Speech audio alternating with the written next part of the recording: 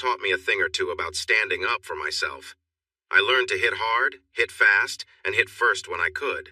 Sometimes it worked, sometimes it didn't. This time, it didn't go well.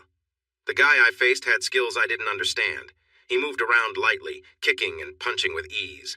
I later found out he was a second-degree black belt. He seemed fine until he got angry or started drinking. That night, he was both. He was rude to his girlfriend and everyone else around. I couldn't stay quiet when he slapped her. I called him out and dared him to go up against a man. I learned my lesson. I tried my best and even landed a few hits, but in the end, he really hurt me. It took 3 bouncers to pull him off, and they had to use sticks to get him away. He even ended up injuring one of the bouncers. When the judge learned he was a black belt and threw the first punch, he gave him a harsh sentence. He had to spend 6 months in jail and go to anger management therapy afterward. The judge warned him that if he got into any more trouble, he'd face the maximum penalty. Even though the bouncer was the one who got hurt and the club pressed charges, he blamed everything on me. He found a way to let me know that when he got out, he planned to come after me. I knew that 6 months of training wouldn't be enough for a black belt, but it might help me not get hurt again. That and the small gun I carried for protection. Our sensei was a 10th-degree black belt, so I trusted he knew what he was doing. He was a tall, strong man in his early 40s. Our class had people of all ages, from 16 to 62, and in different levels of fitness. I was 22. I stretched and worked hard, and my muscles were sore for a long time. I avoided more trouble when the guy I fought lashed out at 5 prisoners and a guard. This got him another 3 years in jail. In a moment of self-discovery, I realized I loved training. I earned my green belt in 6 months by going to class 4 times a week. We learned from assistants while the master taught us lessons and showed us techniques. He had one guiding principle he repeated often. Fight with your mind. Think, plan, don't just react. Be flexible if you need to adapt. We partnered up to practice moves. For some reason, a woman who was just over 5 feet tall and weighed less than 100 pounds always chose me to practice with. I once asked her why she picked me every time. Because you're basically the same size as my husband, except you don't have a beer belly. When I get good enough, I'm going to stand up to him. It seemed he had a history of being harsh, and she told him she was going to an exercise class instead of karate. She finally felt brave enough to face him. On that Saturday night, after he had a few beers, he tried to hit her. She defended herself so well that he ran to the bathroom to hide. It was an old mobile home, and she took the phone, stepped into the hallway, and called all their friends and family. She told them that he had locked himself in the bathroom to avoid her. He was shouting threats about what he would do when she went to sleep. Her last call was to emergency services, and she held the phone up so they could hear his angry words more clearly. The deputies arrived and gave him a place to stay for 2 days, taking away all the weapons in the house. He never got his hunting rifle and shotguns back. She used that time to clear out the house and their bank accounts, moving back in with her mother. She never returned to class. There was a young girl at class, tall and athletic. She seemed to like me, but I was 22 and white, and she had just turned 17. I didn't want to get involved with someone younger, no matter her background. Still, she sometimes flirted, and I would play along a little. We practiced how to escape if someone grabbed our neck, shirt, or collar. The instructor gave us a talk before we started.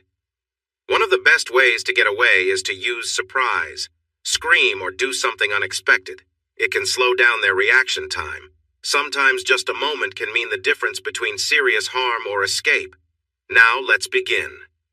She went through the usual moves, and I followed the methods we learned while the instructors watched. When it was my turn to play the attacker, I reached for her collar. Being tall at 5'10", she jumped up, and I ended up grabbing her by mistake. I quickly pulled my hands back, and she took advantage of my moment of surprise, knocking me down with a quick punch to the nose. I was already slightly off balance, and I fell hard. She leaned over with a smile. Surprise! Those who saw laughed, and soon everyone found out, so they had to stop practice. The instructor, always eager to teach a lesson, made a point. Even though what she did wasn't really right for class, it shows my point. The unexpected can leave an opponent vulnerable. That's all for tonight. By that time, many of the younger students had become friends, and we often went to a fast food place for a snack. Chandra and her sister never joined us. I once asked a friend why. They don't have money. Neither of them works, and they're still in school. They live with their grandmother, who is on a limited income. They pay for their lessons by cleaning the dojo. I was a little late leaving that evening. The others had already gone, and as I walked, I saw them on the sidewalk. I stopped to talk. "Hey, girls, do you want to grab something with the others? I'll pay, just to be seen with you." There was a guy with them who seemed interested in her sister. I wasn't sure if he thought I wanted to take them away or if he just didn't like me. "Move along. Leave the sisters alone," he said. I smiled back. "I was going to order fried chicken and watermelon. Guess I'll have a burger instead." I got out of my Jeep. Chandra laughed, and the guy looked surprised. I was wearing a Rolling Stones shirt, my uniform pants, and sneakers, so I looked ready for fun. Her sister put her hand on his arm. "Don't! He didn't mean anything by it, and he could probably handle himself." Then she turned to me. "Thanks for the offer, but Chandra and I need to get home. Maybe next time." She looked around. Chandra was already in the Jeep, fastening her seatbelt and waving. "Tell Grams I'll be home soon," she called out.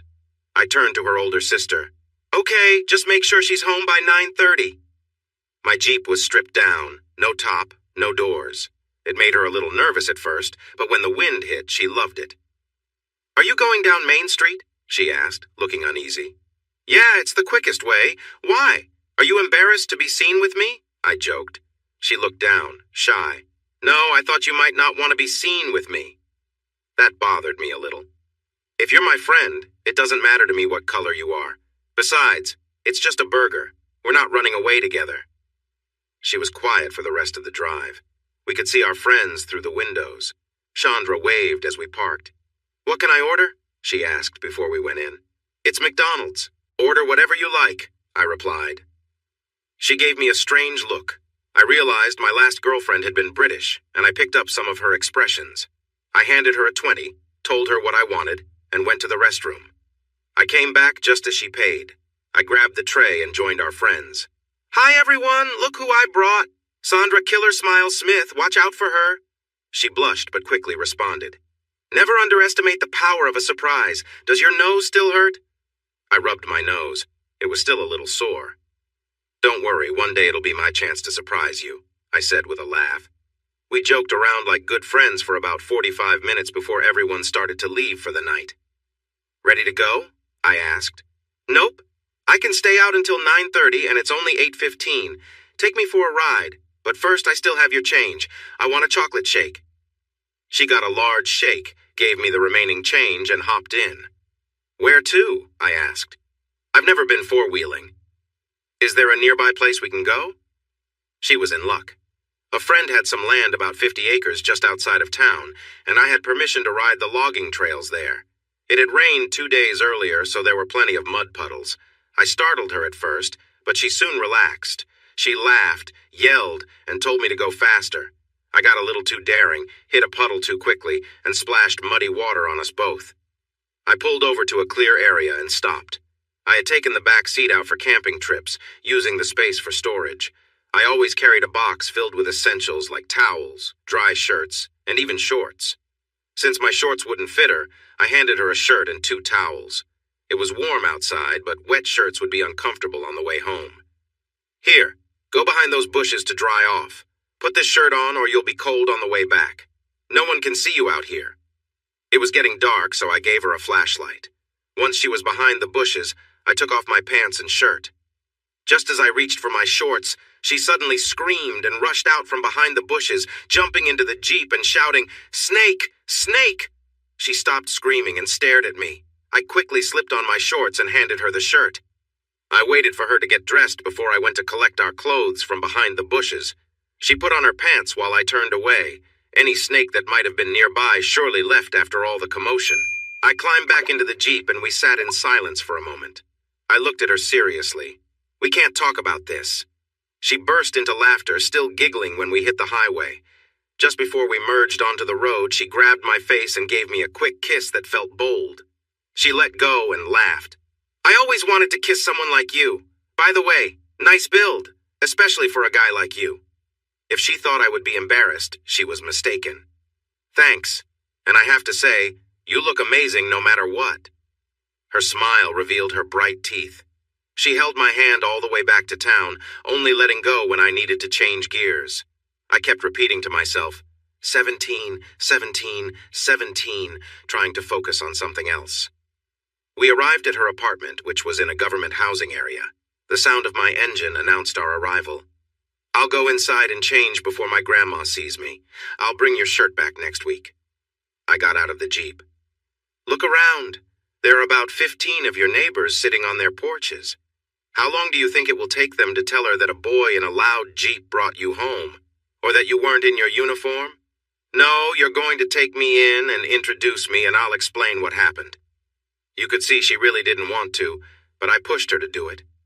Her grandma was tall, just like her daughters. She wasn't too heavy or too thin, just an average 60-year-old woman. When I offered my hand, she shook it and listened closely while I told my story. When I finished, she leaned forward and looked into my eyes. I really believe you. That tale is too wild to be made up. Would you like some coffee and peach pie?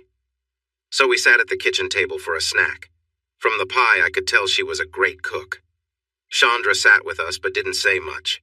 After my second piece, I leaned back in my chair. I appreciate your kindness, but I need to leave. I have work tomorrow, you know. It was nice to meet you, ma'am. She smiled. I like a young man with good manners and an appetite. Good night.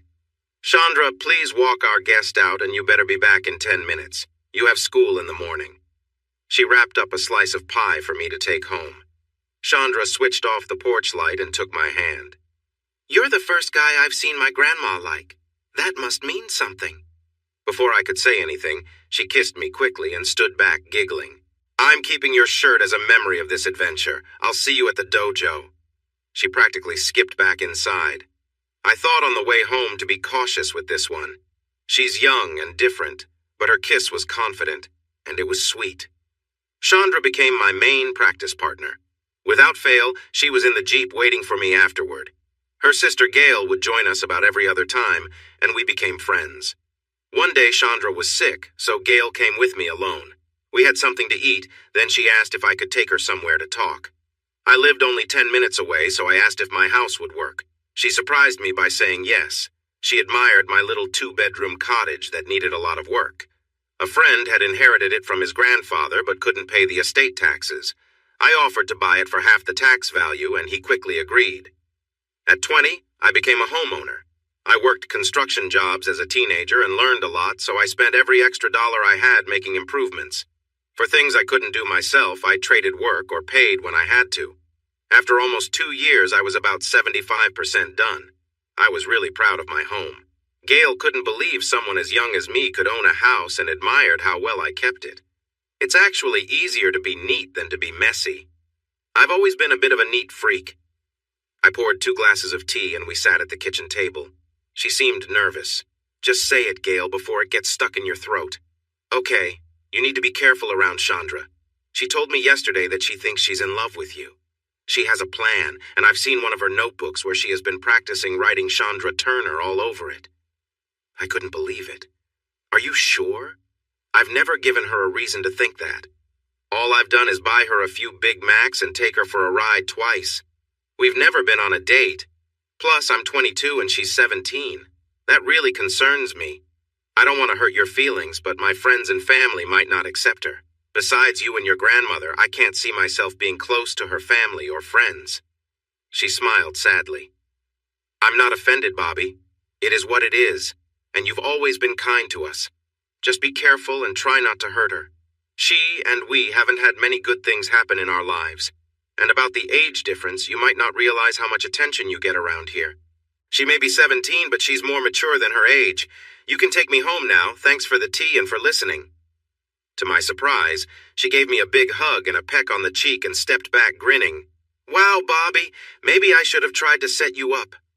I'm not a child. I could show you things that would surprise you. But if you're not taking me to your place, let's get going to your Jeep. She kept her tone light, but her eyes looked serious, so we hurried out the door with her laughter behind us. I disappointed Chandra a few times by not going out with friends. It all came to a head when I found her waiting in my Jeep, looking determined. I'm not getting out, Bobby. Wherever you're going, I'm going too, even if it's just home. I was kind of glad. I wanted her company. I just nodded and we joined the group for a meal. They welcomed her back, joking about how happy they were we had resolved our issues. She just smiled and I found myself blushing a few times. She hurried us out. I thought she needed to get home, but as I started to pull away, she said, "Turn left." To get to her apartment, I usually turned right. I had the top and doors on my Jeep because it was supposed to rain. She wanted to go off-road, so I took her on the logging trails. We reached the highest point of the property and I had to turn around. She asked if we could take a moment to sit, so I turned off the engine. We sat quietly as the sun began to set. She took my hand. "What are we doing here, Bobby?" The question caught me off guard. "I don't know. You wanted to go four-wheeling." "Stop! That's not what I meant, and you know it. I like you. You like me, I think, but you won't do anything about it. It's because I'm black, isn't it?" I thought about it for a moment, but decided to be honest. Yes and no. This isn't a big city with broad views. This is a small town with its share of people who aren't very accepting, but that's not the only reason. I'm 22, you're 17. I've been out in the real world for a while, and you're still in high school. Plus, you're not of age, so if we got closer, I could really get into trouble if things went wrong. I do find you attractive, but I don't see a future for us. I thought that would end the conversation, but she was smiling. You find me attractive? I can work with that. The rest can wait. So no romance for 8 more months. To be fair, I've known guys who weren't so great, so I know what I'm missing. But you're worth the wait to me. It's not illegal to kiss, is it? Just no romance. I should have stopped her. Looking back, that might have avoided a lot of trouble. But we were both young, and I guess the difference between us added to the thrill. One thing I learned, when you're caught up in the moment, it doesn't matter who you are with. It all feels the same. So we sat in the Jeep in the woods trying to kiss each other. After a bit, she moved closer to me. While enjoying the moment, I suddenly felt a warning in my mind. She's too young, echoed in my head. I pulled away, gasping as if I had just run a long race. She leaned back and laughed. You could give in, you know. I won't tell anyone. No one will ever find out. I might have been young, but I wasn't foolish. She was a teenager, and a secret this big wouldn't last. She would tell her friends who would tell more friends, and soon everyone would know. Not gonna happen. Buckle up. I'm taking you home. She laughed again, teasing me as she left the car. All right, but you might break a record for waiting too long. For the next couple of months, I still took her and Gail out with our friends. She always wanted to sit away from everyone else, but I insisted we stay with the group, avoiding any moments alone with her. Then one day, she caught me off guard. I was home watching a game show when she appeared at my door.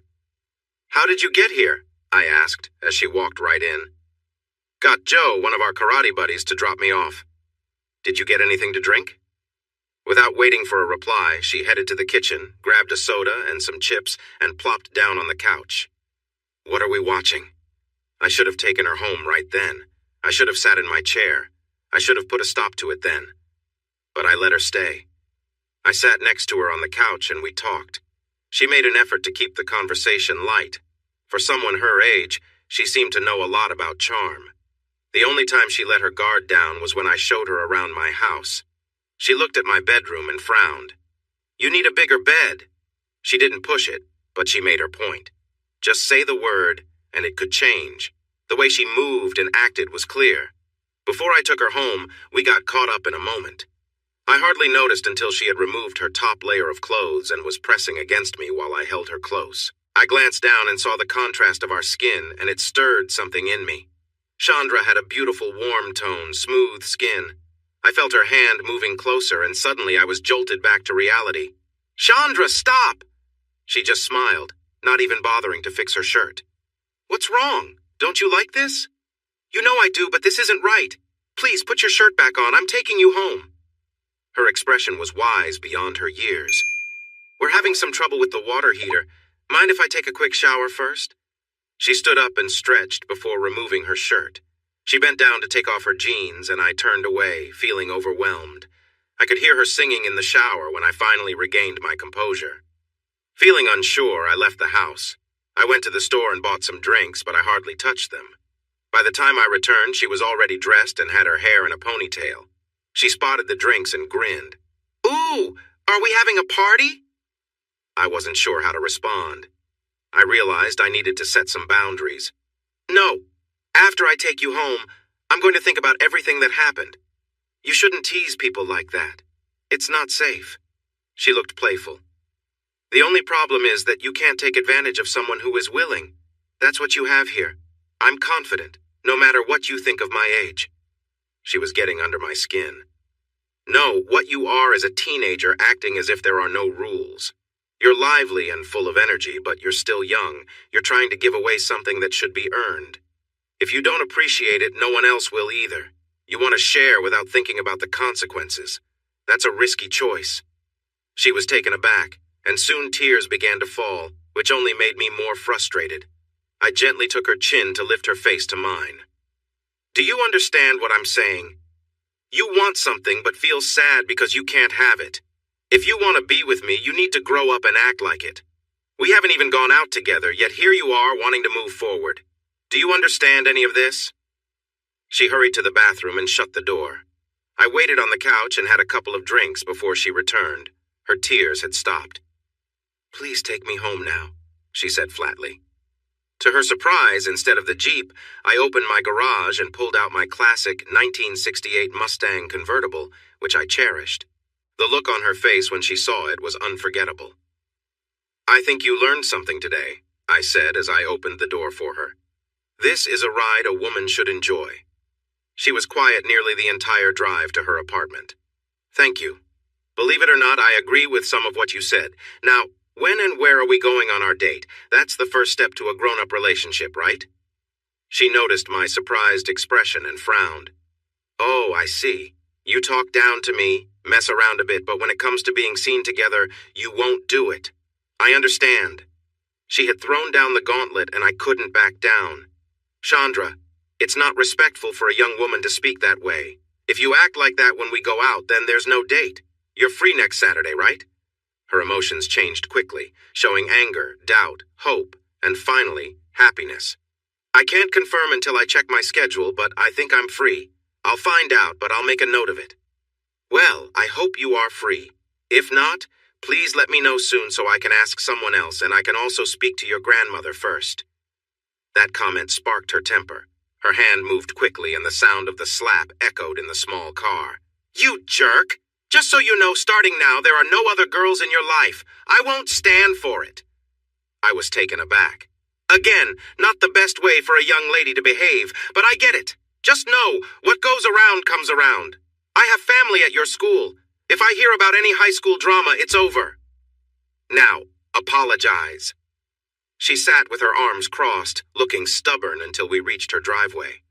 I'm sorry. I guess I need to grow up a bit more. Elle gave her hand a squeeze. Apology accepted. Now let's go talk to your Gram. Do we have to? Yes, we do. She's your guardian. You want to start off on the right foot, don't you? Her grandmother was quiet for a moment. Finally, she sighed and took Chandra's hand. Are you sure about this? It will be tough, maybe harder than you think. You may open yourselves up to a lot of trouble. And you, Bobby, are you sure too? She still has 4 months until she turns 18. I know you want this, but it could lead to many issues. Chandra looked into my eyes and made up her mind. Okay. If you both really want this, go ahead. Bobby, she needs to be home no later than midnight on weekends and 10 on school nights, unless she has work to do. I expect you to take care of her. Don't let me down. Agreed? Yes, ma'am. You can count on me. She patted my hand. I trust you. Now, Chandra, I need you to behave. I know you can be strong-willed. Give me your word. Chandra hugged her. I will. Thank you. I promise I'll behave. Well, there I was, stepping into unknown territory. I didn't know the right paths or where the challenges would be. One wrong move could lead to trouble. I thought I had seen all the surprises for the day until I went to bed. There, on my pillow, was a note. Just a little something to lift your spirits, since I know I caused some stress. For 2 months, life was pretty good. I would see Chandra about once during the week, not counting karate lessons, and we usually spent our weekends together. I started helping her with her homework since she was struggling a bit in English and science, both of which I was good at. I worked with her until she tried to get me to do her work for her, so I stopped.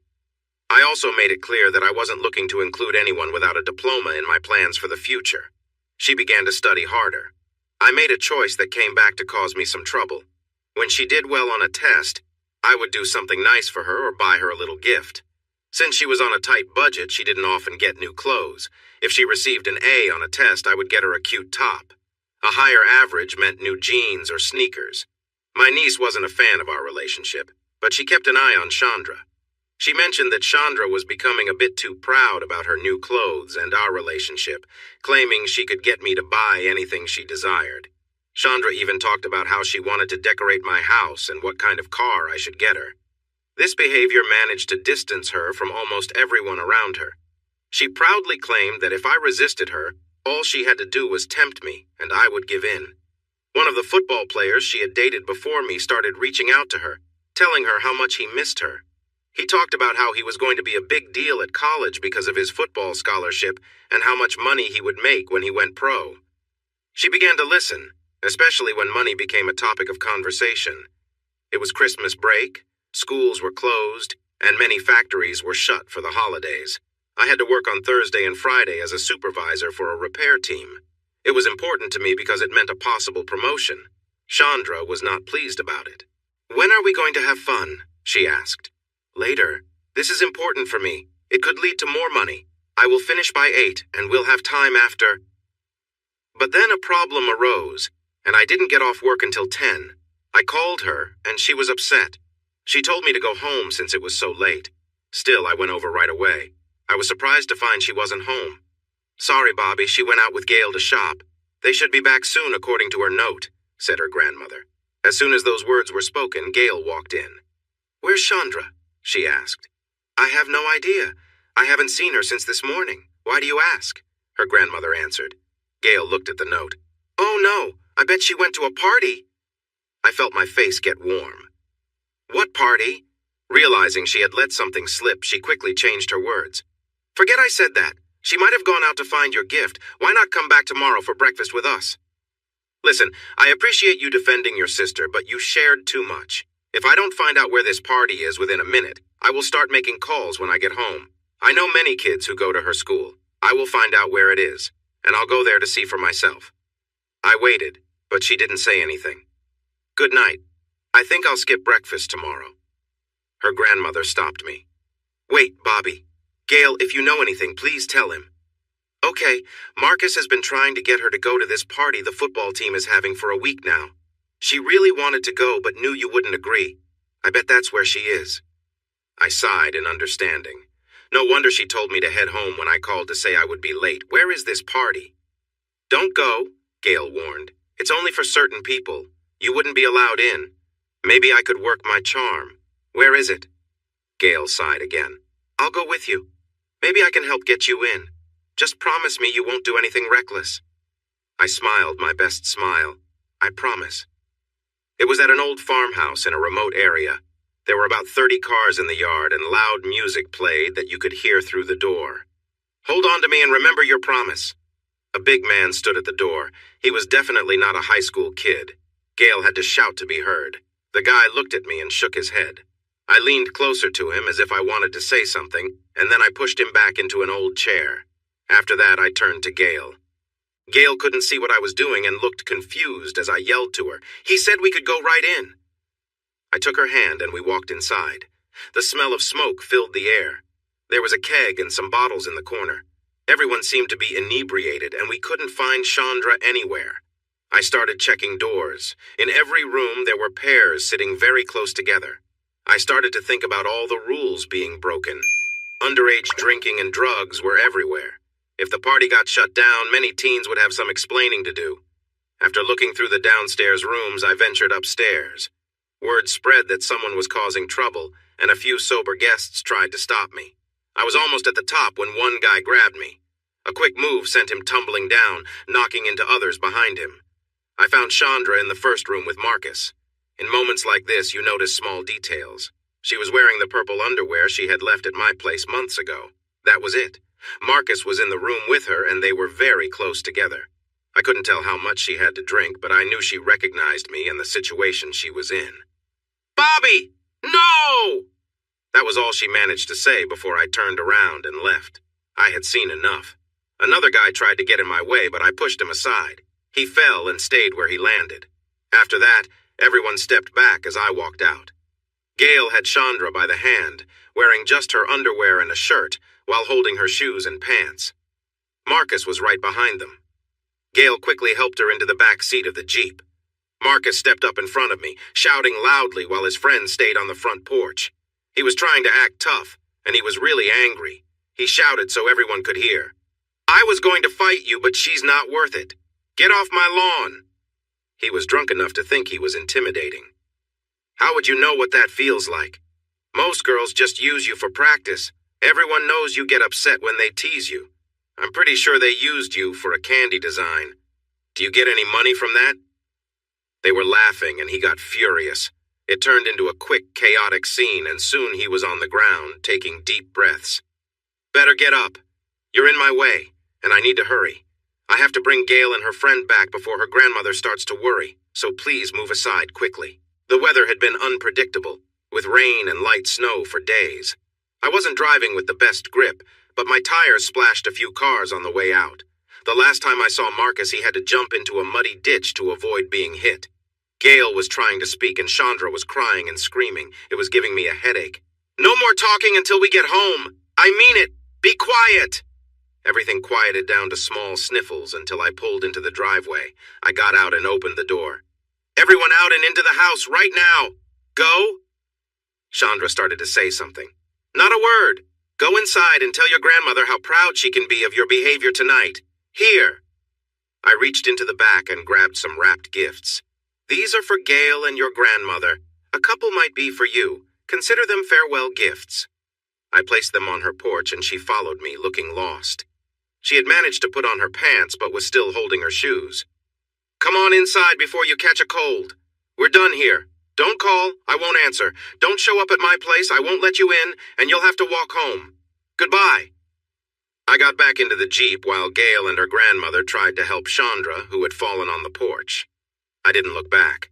Of course, Chandra ignored my words and called until I stopped picking up. I went out and bought an answering machine so I could screen my calls. I took one call from Gail. "She's really upset." "I don't care." "Yes, you do, or you wouldn't sound so angry." I sighed. "You're right. I am angry and disappointed. I was actually starting to plan for the future. It's better I found out now than later. It's easier to break up than to separate for good." Then I heard a scream and a phone drop. She must have been listening on another line. I started hanging up. "Wait, Bobby, I didn't know she was on the line. Please, can you get past this?" I let my frustration show. "Yes. Let's go back in time and see if she makes the same choice. One of the last things a person wants to see is their partner being affectionate with someone else. She never really cared for me. It was more about her own ego. Tell her to leave me alone. I mean it. Send my best to your grandmother." I didn't go to karate for a week. I had things to do at home and didn't want to see Chandra. The following week I returned. I enjoyed it, and I wasn't going to let anyone spoil that for me. Or so I thought. Her eyes widened when I walked in and she approached me. I gently stepped back. "Stop right there. I'm not interested in being close to you, talking to you, or being around you. I'm here to learn. Find another practice partner. I walked past her as the tears began to fall. The atmosphere in the dojo felt heavy that day. Most of our friends knew we were close, and something had changed. When it was time to practice, I paired up with a new student, a woman in her 30s with blonde hair. I had never seen someone look so pale and then so flushed. If looks could hurt, the blonde and I would have been in trouble. She glared at the blonde as everyone was leaving, and the woman flinched. I quickly asked her what she said. She looked terrified. She said she'd hurt me if I got too close to you again. Things only got worse. I decided to stop going and started searching for a new dojo. A few weeks later, my old teacher came to visit. I didn't let him settle in before I asked what he wanted. He, of course, wanted me to return. "I'm sorry, but I'm not comfortable there anymore. I appreciate what you taught me, but too much is happening. I can't focus on learning with all that going on." I had no idea at the time, but he was losing students. Other schools had opened in town, and there weren't many people interested in learning martial arts. Joe told me one day at the grocery store that several of the older students were leaving. My teacher was also going through a rough time. He was getting divorced and had been giving private lessons to a married student. From time to time, I would see Chandra on the street. I ran into Gail one day and we had lunch. She's really unhappy. Graham has been very strict with her, and she feels trapped. I knew from my niece that she was dating Marcus. I'm sure she's found someone to make her feel better. I don't want to talk about it anymore. I couldn't help but feel a little pleased. I saw Chandra and Marcus walking down the sidewalk, and when she spotted me in my car, she clung to him, whispering. Marcus looked up, puffed out his chest, and smiled, but his grin faded when my date walked out of the store. She was a tall blonde, attracting a lot of attention. I got out, opened her door, and gave her a quick kiss. I made sure they could hear us. Come on, sweetie. I want to spend some time with you before we sleep. She laughed and replied, You know, every time we try to cuddle, we end up getting carried away. We have all night. No need to rush. If you want more tomorrow, there's always the morning. I couldn't hide my big smile. I acted like I had just noticed them. Hello, Chandra, I said cheerfully. Lovely day, isn't it? I'd love to chat, but I can't keep my girlfriend waiting. See you. It made me feel good to see her upset while Marcus looked angry. My blonde date was just a short-term thing. Sure, she was fun to be with, but honestly, we didn't connect intellectually. At 22, you might enjoy being close to someone, but you can't spend all your time that way. If you're not able to talk, it can feel uncomfortable. She met a biker at a bar who wasn't interested in chatting either. They seemed perfect for each other. I didn't like that she was gone, but I was relieved she had left. I had been learning Japanese karate, which focused mainly on strikes. The new dojo I joined was based on Chinese kung fu, which emphasized grappling. It took some getting used to. I held a brown belt in my previous style, but now wore a plain white one. The teacher introduced me to the class and mentioned where I had trained before. He wanted me to spar with one of his instructors to show my skills and see what level I would be after learning the basic moves. The instructor he chose was quite rude, mocking me before we began. It was all part of a mind game to throw me off. Instead of responding to him, I smiled, which seemed to unnerve him. We moved around for a minute until he struck first, trying to push me back and then take me down. I saw it coming, stepped aside, and tapped him on the cheek to score points. The class laughed, which embarrassed him, and from that moment on, he came at me full force. He hit me in a way that knocked me off balance, but I quickly regained my footing. When he charged at me, I redirected him, sending him crashing into the wall. He got angrier and attacked me even more. I had a split lip and one eye was almost closed, but I could see he had taken some hits too. I waited for my chance. He tried to take me down several times, so I acted like I was opening myself up, and when he grabbed me, I caught his arms against my chest, holding him still. I hit him with quick punches that surprised him. After that, I turned and pulled him forward, giving a hard elbow to the back of his head, and he fell down. I stood there, breathing heavily, while everyone in the class watched in shock. The teacher looked unhappy. I bowed to him and said I was sorry. He stopped me and said I did what I needed to do. He said it wasn't meant to be a real fight and that I had shown my skills. He looked at his assistant, who was just coming to. Leave this dojo for 3 weeks and I expect you to apologize to him when you return. Turner and your classmates, is that clear? He nodded, standing shakily. The look he gave me was full of anger. I promised myself I would never turn my back on him. I got comfortable and enjoyed the class. About 6 weeks later, the teacher asked me to spar with him. It was an honor I couldn't turn down. Even though I gave it my all, it was clear he could defeat me any time. But at the end of the match, I surprised him with a move I learned before. Before he knew it, I had him on the ground, trying to make him tap out. He barely escaped. The class was stunned. He asked me to stay for a few minutes after class. I thought he would scold me, but I was wrong. Good match. Have you ever considered joining tournaments? With your speed, you could do really well. I looked at his trophy case. There weren't many trophies because he was new to the area and had only participated in a couple of tournaments. The more trophies a sensei had, the more popular they were. Everyone likes a winner. I hadn't really thought about it. I started martial arts for self-defense and I really enjoyed it. Do you really think I could do well? So just like that, I got into the competitive side of martial arts. I was really nervous at my first tournament, and it showed. It was point fighting, so there were no heavy hits. The goal was to score points by getting past my opponent's defenses and making contact like I would in a real fight. Strikes below the belt or other sensitive areas were not allowed. I had to adjust to these rules. I made it to the quarterfinals before I was eliminated. My sensei was happy with how I performed and gave me extra training.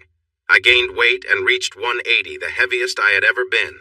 In my next tournament, I made it to the semifinals and received a small trophy. The next time, I won, and I did well in about 5 out of 6 tournaments over the next year. I was surprised to see Chandra at these events. The sensei encouraged her to compete to bring in more students. I had to admit she was skilled and won most of her matches. The women usually competed first. She reached the finals facing a larger and skilled opponent. She was holding her ground until she noticed me in the audience. This distracted her, and her opponent was able to win. Her sensei was very upset, scolding her in front of everyone until one of the officials intervened. Chandra was in tears. I felt sorry for her and wanted to comfort her, but my match was next. I had the advantage because I saw her first. So when I noticed her in the stands, I focused on the fight. I made it to the final match, with her cheers echoing in my ears. Sadly, it was one of the rare matches I lost. Still, we both received a small trophy to add to our collections. She was waiting for me when I came out of the dressing room. "Hi, Bobby. Good match. I see your skills are improving." She looked surprised when I smiled. "Thanks, Chandra. I'm sorry you didn't win your match. I noticed you finally got your black belt. Congratulations." She let out a sigh. "Thanks. I worked hard for it. Have you received yours yet?" I had a blue belt, which in my school was similar to a first-degree black belt in hers, but I kept that to myself. "I'm working on it." I checked my watch. "Sorry, Chandra. I have to go. It was nice to see you." I didn't really have somewhere to be. I just didn't want to admit that being around her brought back old feelings. I still missed her. She looked even more down. "I understand, Bobby. It was nice seeing you. I guess I'll see you at the next tournament." She turned to leave, but then looked back. "Bobby, I just want to say I'm sorry. I realize I acted immaturely. I regret what I did and what I lost. I just wanted you to know." Before I could respond, she hurried down the hall. I thought about her often over the next few weeks and saw her at almost every tournament.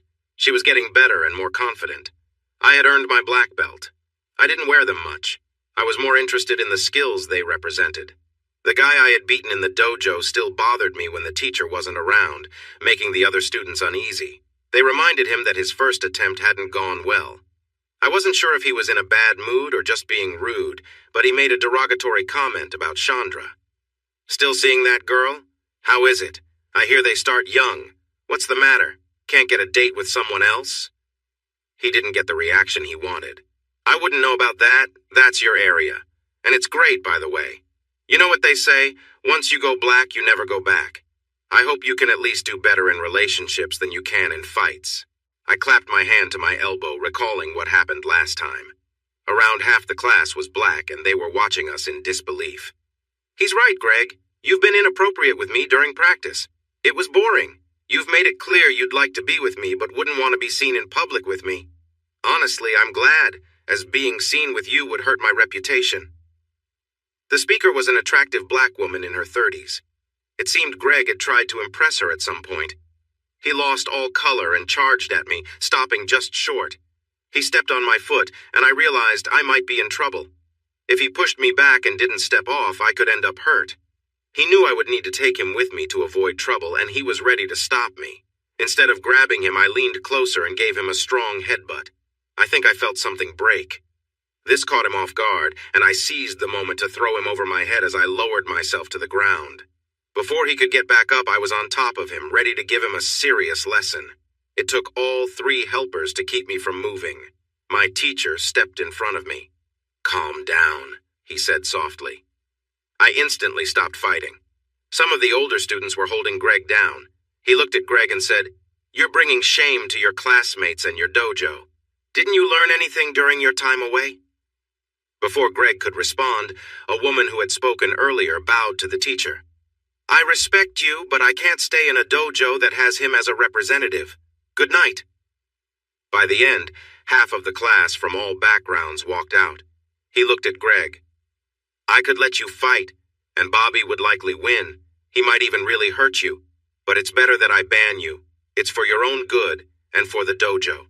You have talent, but you need to manage your anger. I hope you find someone who can teach you what you need to learn. Now go."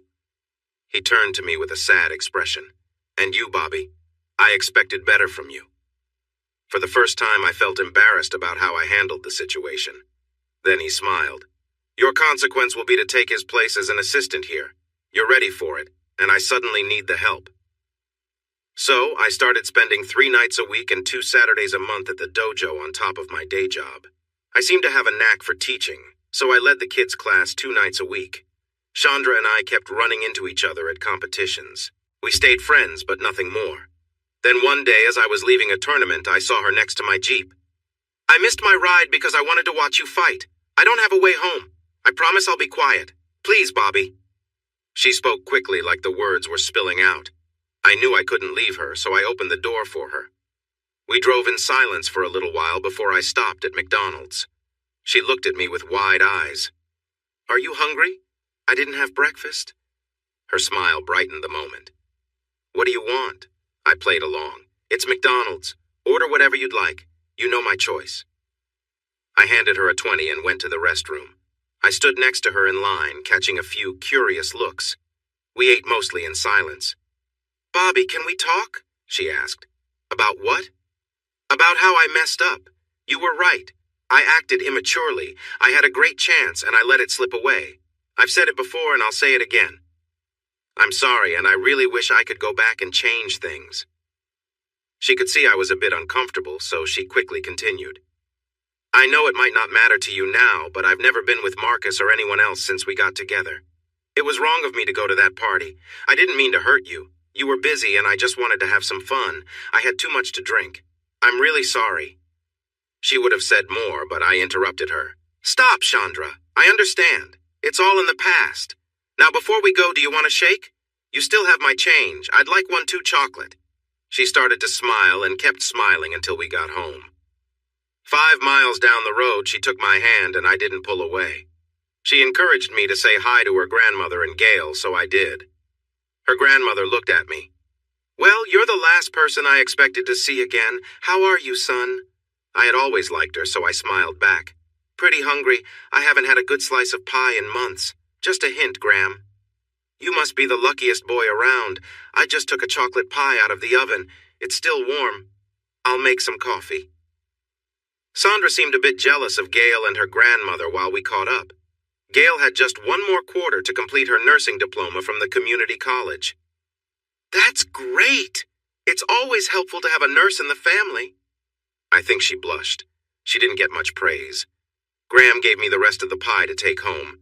Sandra walked me to the door. She wanted to say something but changed her mind. "I'll see you at the next tournament, Bobby." She kissed me on the cheek and quickly went back inside. She was waiting by my car the next 2 times we were at tournaments together. We slipped back into our old routine, eating fast food and chatting while enjoying whatever dessert her grandmother had made. The next time, she didn't ride back with me, and I had to admit I missed her on the drive home. She had left an envelope on the seat of my Jeep. It was an invitation to her high school graduation in 2 weeks. I told my teacher not to plan anything for me that week. I dressed in my best suit, bought a nice bouquet of flowers and a gift card to a nice women's store. I sat with Graham and Gail and got a few curious looks. Sandra's eyes filled with tears when she saw me. I had a niece and a nephew graduating too, so after the ceremony I congratulated them and gave them their gifts. One set of parents was polite, but the other, especially the mother, was quite rude. I was confused until I realized they were unhappy with where I sat during the ceremony. I left and went back to Gail and Graham. Sandra was there looking around. She seemed close to tears. Her face brightened when she saw me, and she began to cry when I handed her the flowers. I opened my arms and she moved in close, hugging me tightly. "Thank you, Bobby, for the gifts. But most of all for being here. It really means a lot." Ignoring the curious looks from people around us, I took the girls to my car and insisted on treating them to dinner. We went to the most upscale restaurant in town. When we entered, the hostess gave us a long look before showing us to a table tucked away near the back. I was about to ask for a better spot, but Gail touched my arm. "Get used to it if you're spending time with us," she said quietly. Fast food places don't mind much, but this restaurant's owner is known for having certain views. He can't stop us from coming in, but he doesn't have to make us feel welcome. Even though the greeting was cold, we ended up having a great time. I drove them home afterward, and each one gave me a quick goodbye kiss. Chandra's lasted a little longer, bringing a smile to my face. The next day, Chandra showed up at my door. As soon as I opened it, she stepped inside, crossing her arms with a determined expression. "I'm a little upset with you, Bobby." Surprised, I asked, "Why's that?" She gave a small smirk. "You forgot my birthday. I turned 18 2 weeks ago, and you didn't even get me a card." I felt my face warm with embarrassment. I had completely missed it. "I'm sorry," I said sincerely. "Let me make it up to you. Just tell me what you want, and it's yours." She looked at me, her gaze unwavering. "I want to be a real part of your life, Bobby," she said softly. "I want to be in your heart."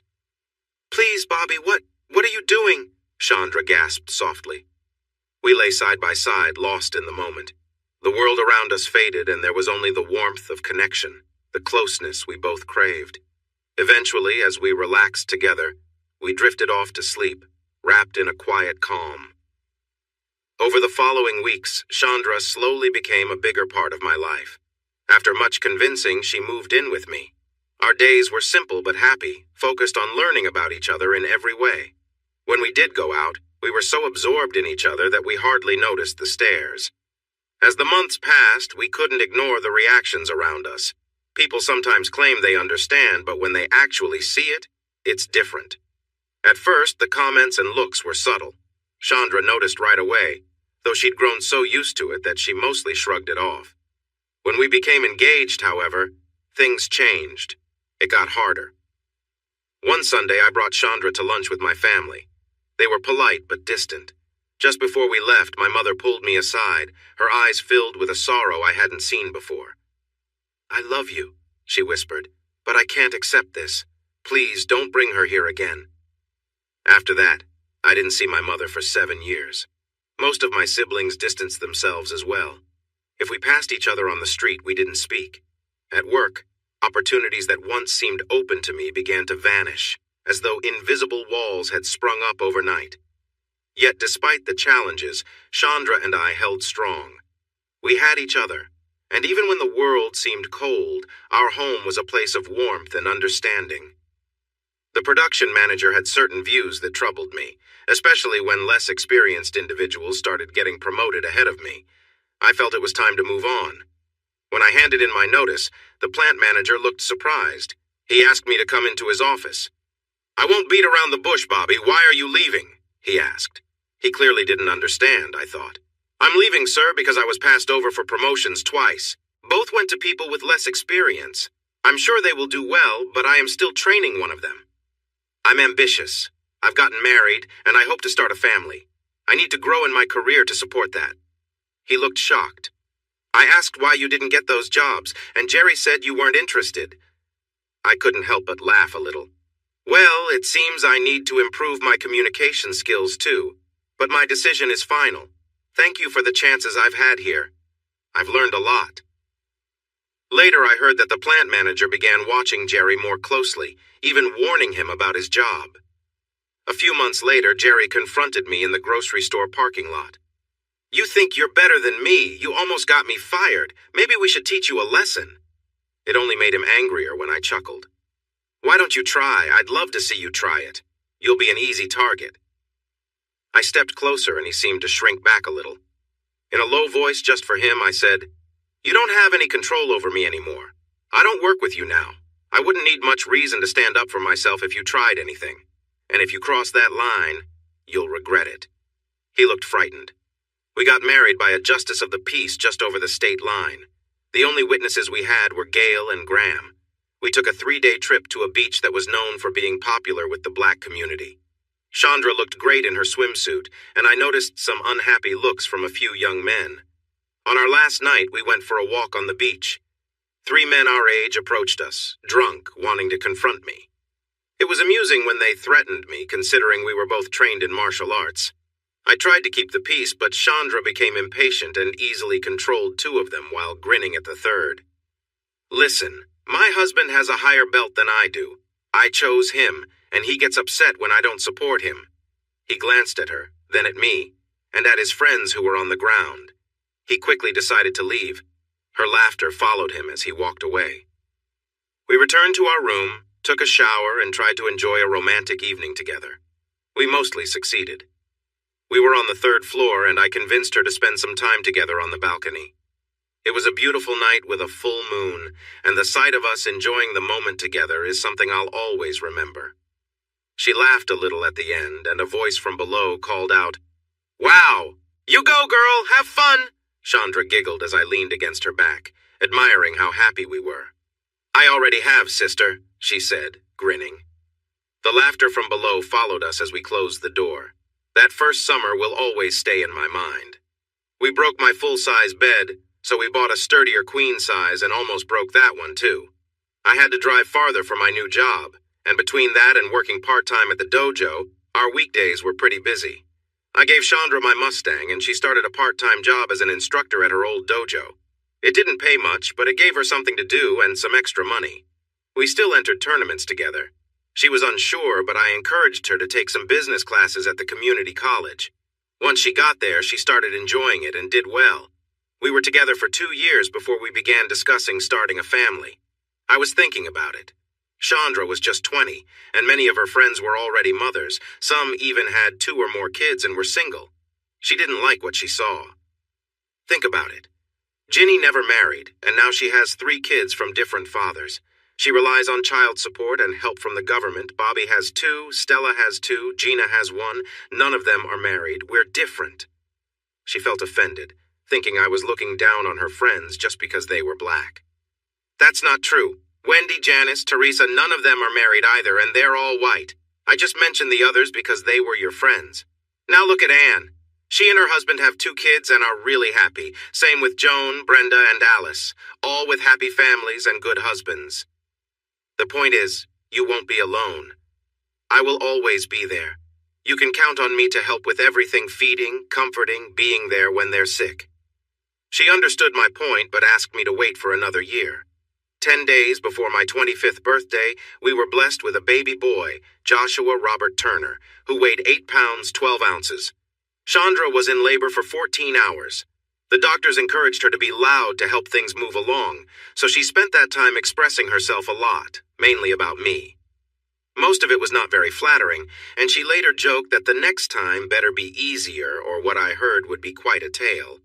Surprisingly, my youngest sister came to visit us in the hospital and even brought a little gift. She had stayed neutral, and was the only person I still talked to in my family. It had been almost 3 years since I connected with my mother. She misses you a lot, Bobby, especially at Christmas. She looks at your picture and cries. I remembered what I had said before. The day she calls me to visit, I'll go. Until then, it feels like she is gone to me, just like I am to her. My sister cried briefly before patting my arm. I see where your stubbornness comes from. I thought I would give it a try. He's a lovely baby, Chandra. Let's hope he doesn't get that trait. She leaned down and kissed her cheek, gave me a big hug, and then left. 3 years later, Chandra earned an associate degree in business and worked full-time at her dojo while waiting to hear back from the many job applications she sent out. She had a few interviews, but nothing came from them. She thought it was because she was black. She had grown from a pretty teenager to a stunning young woman in her early 20s. I couldn't imagine what she had to do to style her hair into those long, smooth strands. I once asked her why she didn't choose to wear a more natural style. Her reply about feeling like a nappy-headed Aunt Jemima surprised me. Since Chandra worked most evenings, I kept my job at my dojo. There was a lot of tension from my old teacher, especially after we had made up and gotten married. He even offered me a part-time job if I came back. I turned it down. One reason was that the sensei seemed unpredictable, and I didn't like how he had changed. Chandra said he didn't have a good home life. He had remarried a Japanese woman he met while finishing up his 10th degree belt. They apparently were not getting along well. I preferred the new sensei and his style. I couldn't explain why, but I felt it was better. Chandra was very loyal, and she seemed to get upset if I said anything that she thought was a slight. so I stopped bringing him up. I thought we were doing well. We argued like any young couple balancing work and a child, but it was nothing serious, and we always made up. She was spending more time at her dojo, saying she was preparing her advanced students for upcoming tournaments. It felt tense during tournaments, especially if someone we trained was competing. I kept my comments quiet, offering advice, pointing out areas to improve, and helping them stay calm. Chandra used the style of her sensei, often yelling and correcting them in public. It didn't help that my students usually won 75% of the time, no matter who they faced. My teacher was happy. His dojo was now much bigger than it had been 3 years ago. One time, I asked her if she knew about positive reinforcement while we were walking home from a tournament. She didn't talk to me for 2 days after that. She didn't adjust to being a mother quite as well as I thought she would. She loved Josh and was proud of him, but he seemed closer to me since I spent more evenings with him. Graham helped a lot with babysitting. She really cared for Josh, and with Gail now married, it filled her days. In June of that year, things started to change. Chandra became moodier and more distant. When I asked her about it, she blamed it on not finding a job that matched her degree. "Sweetheart, this is a small town. There aren't many jobs available. If you want to find something, you might need to look in other towns." She didn't like that idea. Unexpectedly, she wasn't a fan of driving. We decided to stop using the Mustang, but we kept it and got her a new car. It was a new Mustang, a sporty model.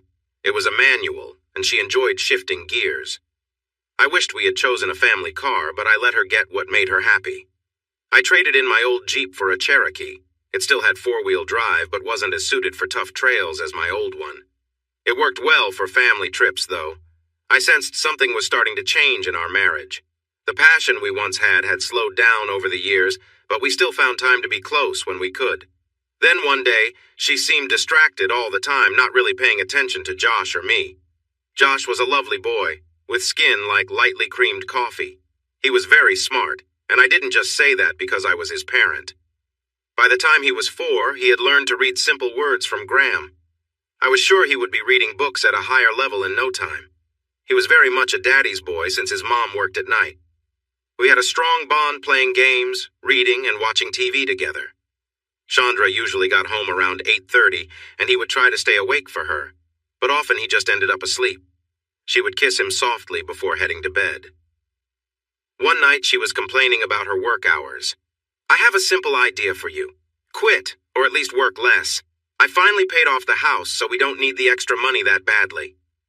She didn't respond positively. "I bet you'd love that. You want me stuck at home all day. Next, you'll be wanting another child, and that would keep me tied down forever." We were both taken aback by the harshness of her words. She apologized, but her words lingered in my mind. She began to stay later at the dojo, claiming it was to prepare for her next belt test. I had reached my limit locally and would need to travel to New York to train with a qualified master. I hoped to go one day. Then, things improved. She found a great job as a receptionist and assistant at a local office. She was overjoyed and treated herself to a new wardrobe. It lasted 6 months before she lost her job. There was a recession at that time, and the office closed down. They offered her a transfer, but the nearest position was 200 miles away. She was heartbroken. I was doing well at my new job. We made paper tubes mostly for the textile industry. The move to China was still about 12 years away. Even with the slow economy, our business was thriving. I started by running machines that created long tubes, and within a year, I was moved to the finishing area, where we cut and shaped the tubes for yarn. Before long, I became the lead worker just below management. My company was a large international firm involved in many things. They were often posting jobs in places like Australia, South Africa, France, and Canada. I was actually recruited for a position in Australia, but Chandra had just started a new job, and moving would have upset my grandmother, especially since we were taking care of Josh. One day I was asked to switch shifts because the night-led worker had an accident. It would only be for 2 weeks while he recovered. I agreed since it would look good on my record. They needed me the next day, so they let me go at noon to prepare. I wasn't too worried about it. Chandra had just lost her job, so we could look after Josh during the day, and my grandma could watch him until Chandra finished her class. My new car wasn't as loud as my old one, so they didn't hear me arrive. Chandra's teacher was parked in the driveway. It was a nice spring day, cool yet pleasant. Chandra had the windows open, letting fresh air come in to clear out the mustiness of winter. People weren't as reliant on air conditioning back then. As I approached the house, I could hear her making noise. I moved quietly around to our bedroom window. What I saw surprised me. There was Chandra and her teacher, and they were close together in a way that was both shocking and hurtful. His words were harsh, and she seemed to be enjoying it. That weak guy can't compare, can he? I felt a mix of anger and sadness. You're going to see what a real man can do, he said. I almost barged in when I noticed Josh's teddy bear. I hadn't thought about him in that moment. Realizing I might end up in a custody battle, I stepped back, got in my car, and drove away. I headed to the city park. Josh loved it there, and it was a good place to think. I wanted to get custody of him, and I knew I needed proof for court. With new technology, any camera would be big and hard to hide. I had a tape recorder on my dresser that I sometimes used to play music. You could get a recording that would last for 2 hours. If they talked like they did today, I might be able to use it in my custody case. I heard they planned to talk again tomorrow. I thought about sneaking in, starting the recorder, and waiting until they were really into their conversation. Then I would confront them and have the whole thing on tape. It was a simple plan, but it was the best I could come up with. For the first time in years, I had a troubling thought. Being white and her being black might give me an advantage. I felt bad for thinking that until I thought of Josh. I felt like we were heading into a fight, and every little advantage could help. I made a lot of noise coming back, but Jim was gone. She seemed surprised to see me.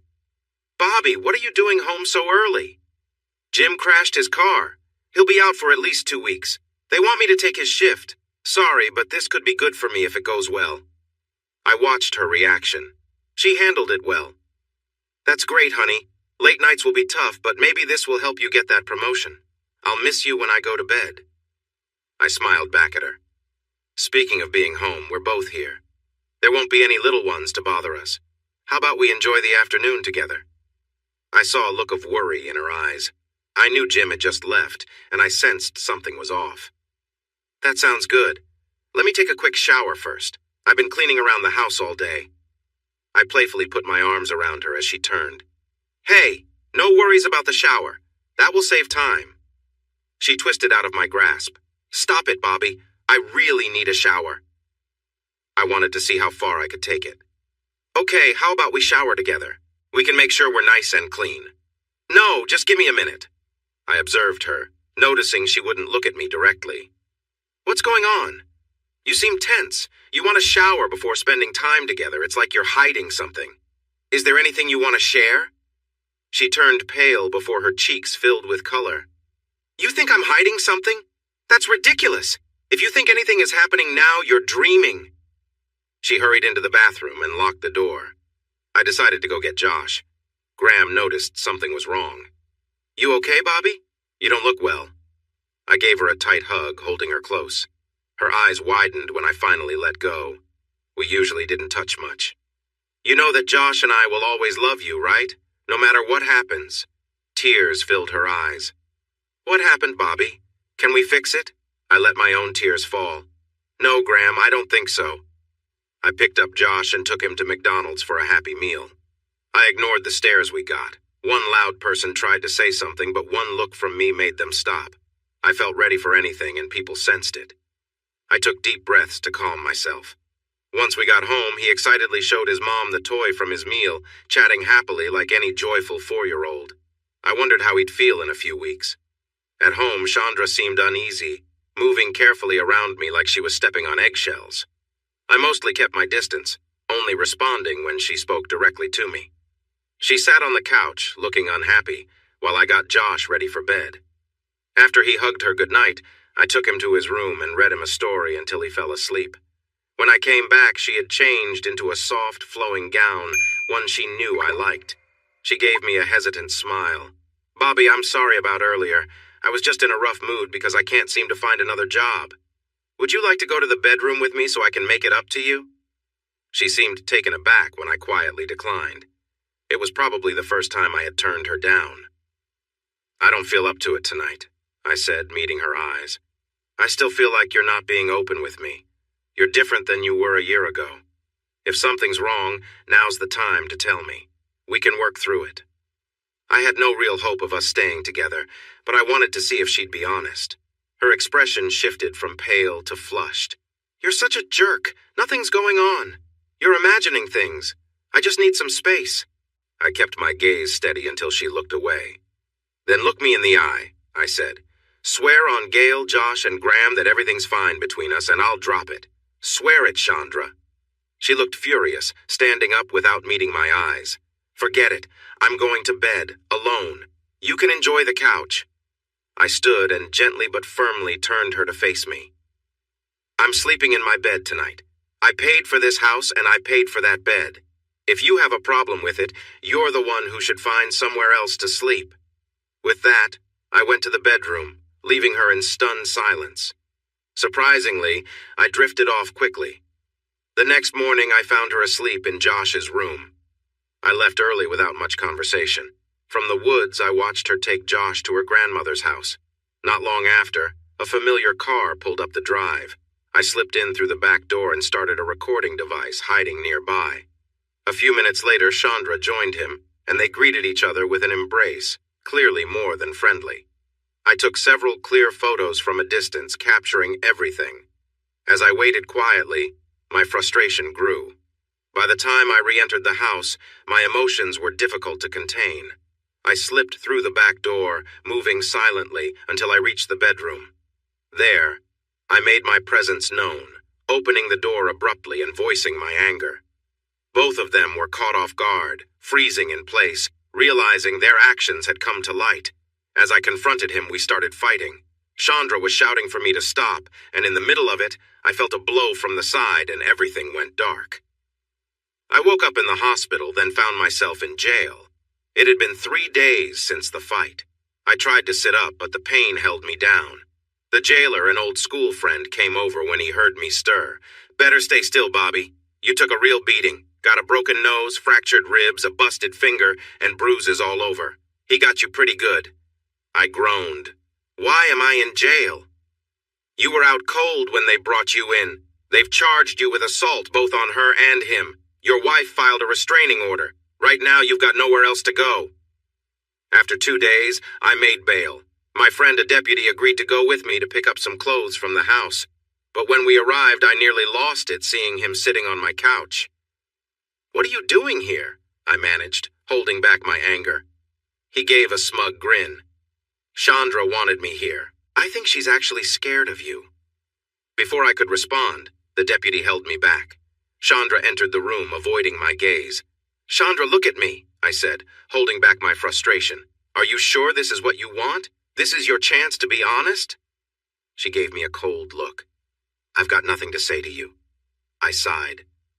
All right, just remember, you had a chance to make this right. I gathered my things and made sure to take my tape recorder with me.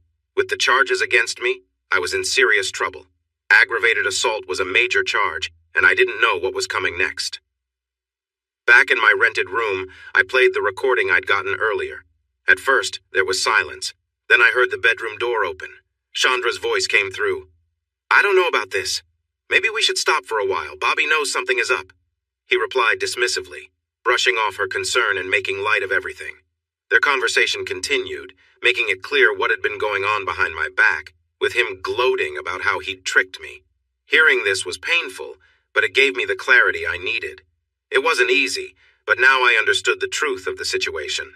There were about 5 more minutes of loud noises when the door swung open and I yelled out. After about 10 minutes of me trying to defend myself, everything became quiet. You could hear Chandra saying, "Oh no, oh no, oh no." Then she asked if he was okay. "No, I'm definitely not okay. Is my nose broken?" You could hear him wince as she tried to fix his nose. "Ow! That hurts. Thanks for helping me out." Chandra seemed to show some care. "I didn't do it for you, I did it for him. I thought he was going to really hurt you." He really surprised me. Chandra actually chuckled. I wonder where he learned that from. There was a brief moment of silence before she spoke again. "You should leave. He's going to be really mad when he wakes up. What will we do?" He made a sound of frustration. "We need to think of something. Otherwise, we'll be in trouble. My wife will be furious. He'll probably leave you, but he might want to take your kid. We need to find a way to put the blame on him." "How?" There was a pause before he suddenly exclaimed, "I have an idea. We'll say we were practicing for an upcoming tournament when he barged in, accused us of something, and started to hit you. I had no choice but to step in to protect you. You were scared and called the police." She seemed to consider it. "But I don't have any marks on me, and he will tell his side too when he wakes up." I could hear myself moving and grunting as he nudged me. Chandra shouted for him to stop. "Show him not to mess with me," he said finally. Once he got her to calm down, he told her to close her eyes. "Why?" "Sorry, but if we want the police to believe us, I need to make it look convincing. If you see it coming, you might react." He made her lip bleed, gave her a bruise, and held her arms firmly enough to leave marks. The recording ended just after they called 911. I played the recording for my lawyer. He made 2 copies and gave one to the district attorney.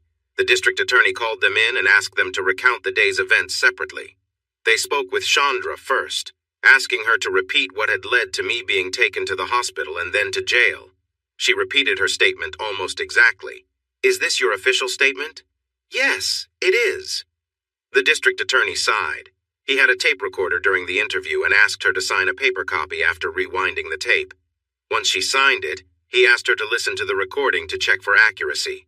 As soon as he played it, my voice was heard. Her eyes widened. He gestured to the deputy in the room. "Chandra Turner, you are under arrest." As he read her rights, she looked shocked. She was seated and restrained. It felt like watching a building fall apart. She seemed to break down from within. Tears streamed down her face, and she made soft, whimpering sounds. I was watching from the other side of the mirror. There were serious charges against her. She was looking at 4 years in prison. She pointed fingers, saying it was all his fault, claiming she was forced into it. In the end, she had to move out and return Josh to me while she prepared for her trial. Grandma took her in, but not happily. We reached an agreement. I would drop the assault charges against them if they did the same for me. The other charges were not my concern since they occurred while I was unconscious. Plus, they needed to cover my hospital expenses. My divorce was not as difficult as I had feared. She couldn't contest custody while facing charges. I kept the house, but I had to pay her back for her half of the payments over the last 3 years, as she had contributed. She got part of the accounts, which was not a lot. I refinanced the house and settled with her. The money she received went to her lawyers. He was not as lucky. His wife divorced him after a fierce argument. It turned out she was skilled in fighting, having been trained by her grandfather. He lost his dojo. After the news spread, many married women left and took their children with them. No new students came, and he faced bankruptcy. He was found guilty of serious assault, a felony that meant he could never teach again. Under pressure from his statements about his relationship with her before she turned 18, he eventually confessed after Chandra provided a sworn statement that he had been involved with her since she was 14. This added further charges against him.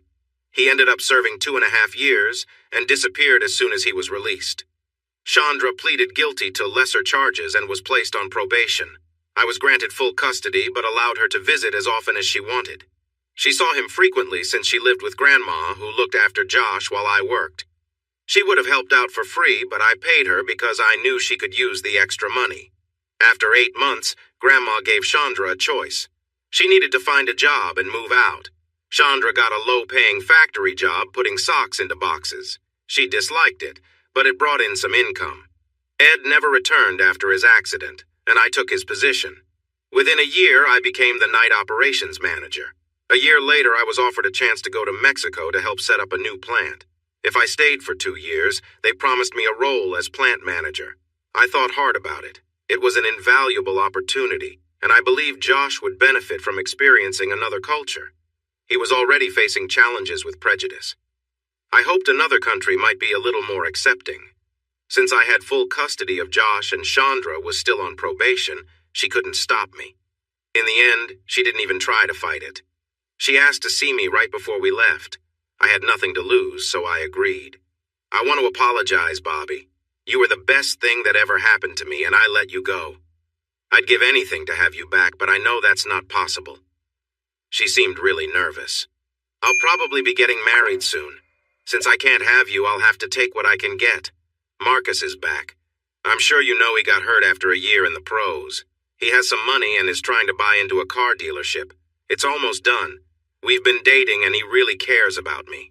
I kept my thoughts to myself. Time would tell. If she was just settling for the best choice, it would probably not last. We were leaving right after Christmas. Josh was 7 now, old enough to understand we were going far away.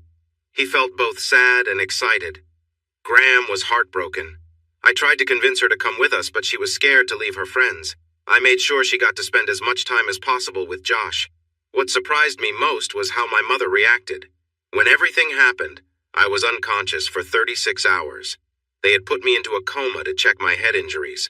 My sister was listed as my emergency contact after Chandra, and when they told her, she informed the family.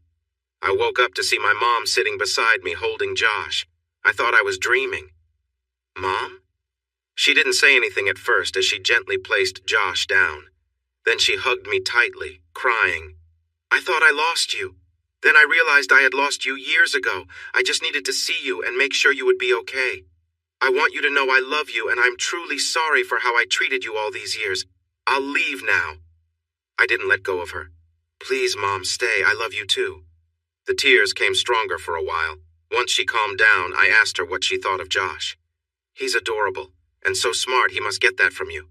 He has his grandfather's chin." She stayed, holding my hand. My sister and Graham went to get coffee and ran into Gail. When they heard I was awake, they all came back with tears of joy. Josh and I shared a look of wonder.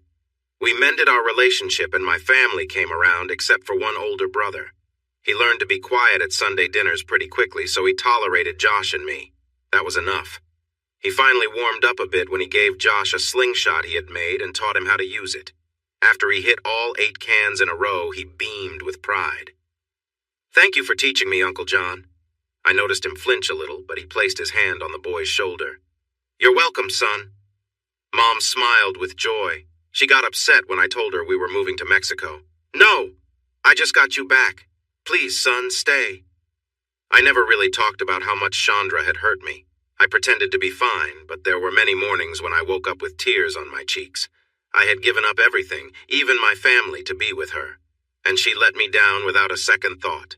I needed to get away, and this was a great chance. I thought it might help me heal, and I hoped it would be a better place for Josh.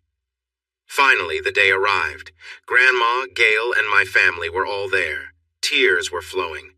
Chandra came, hugging Josh tightly. "Look, we're not too far away. We will be back, or you can come see us. I'm just a phone call away. We love you all, but it's time to go."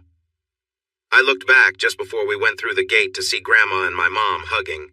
A nice way to leave. We arrived in Mexico in a small town about 40 miles from Mexico City. The change was immense. I knew I was in a new world when I asked where the quality control equipment was, and they took me to the back, where it was still in shipping crates, exposed to the weather. Some of it was damaged. There was also a large pasture. Very few of our workers had cars. They used bikes, scooters, motorcycles, donkeys, and horses, or just walked. One of the biggest challenges was getting the workers to arrive on time. They saw the start time as more of a suggestion. I brought them in small groups, explained our goals in detail, gave them a week to adjust, and started enforcing the attendance policy. After I let go of the first 3 workers, the others started to follow the rules. I rehired those 3 after 6 months and didn't have any more issues. Another difference was how they took lunch. At home, we worked 8 hours straight with just 20 minutes for lunch without stopping the machines. Here, it was hard to limit lunch to 1 hour. For them, lunch was like a big event. Don't get me wrong. They were great workers, loyal, smart, and quick to learn. We paid about twice what others in the area paid, so we hired the best. There were 2 other factories in town, a shirt factory and a knitting mill, and there was some jealousy. Those factories had to raise wages to keep their workers. It took 6 months to get production running smoothly. We often worked a lot of extra hours during that time, but the workers weren't too happy about it. I found that surprising. "We work to live, boss," explained Carlos, one of the main guys. "We don't live to work." That was an interesting idea for someone from America. The main roads in town were fine. especially the one leading to Mexico City. The smaller roads were not paved. Some were smooth, while others were rough and bumpy. I had my reliable Cherokee and a 750cc Triumph motorcycle with me, which I bought before we traveled. A smaller bike would have been easier, but I had always liked British motorcycles. It was my main way to get around. Josh enjoyed his time in Mexico.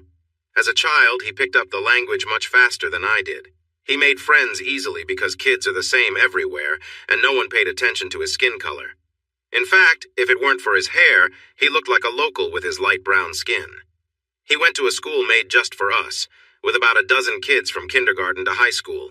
The classes were in 2 rooms, with younger kids in one and older ones in the other. There were 3 teachers for each room. The company took care of everything. Even with simple conditions, the learning was good. We stayed in a small area for a while, but then a house I really liked became available. It was an old plantation house left over from when big farms used to be in the area. Though the land was gone, the house and grounds were still nicely kept.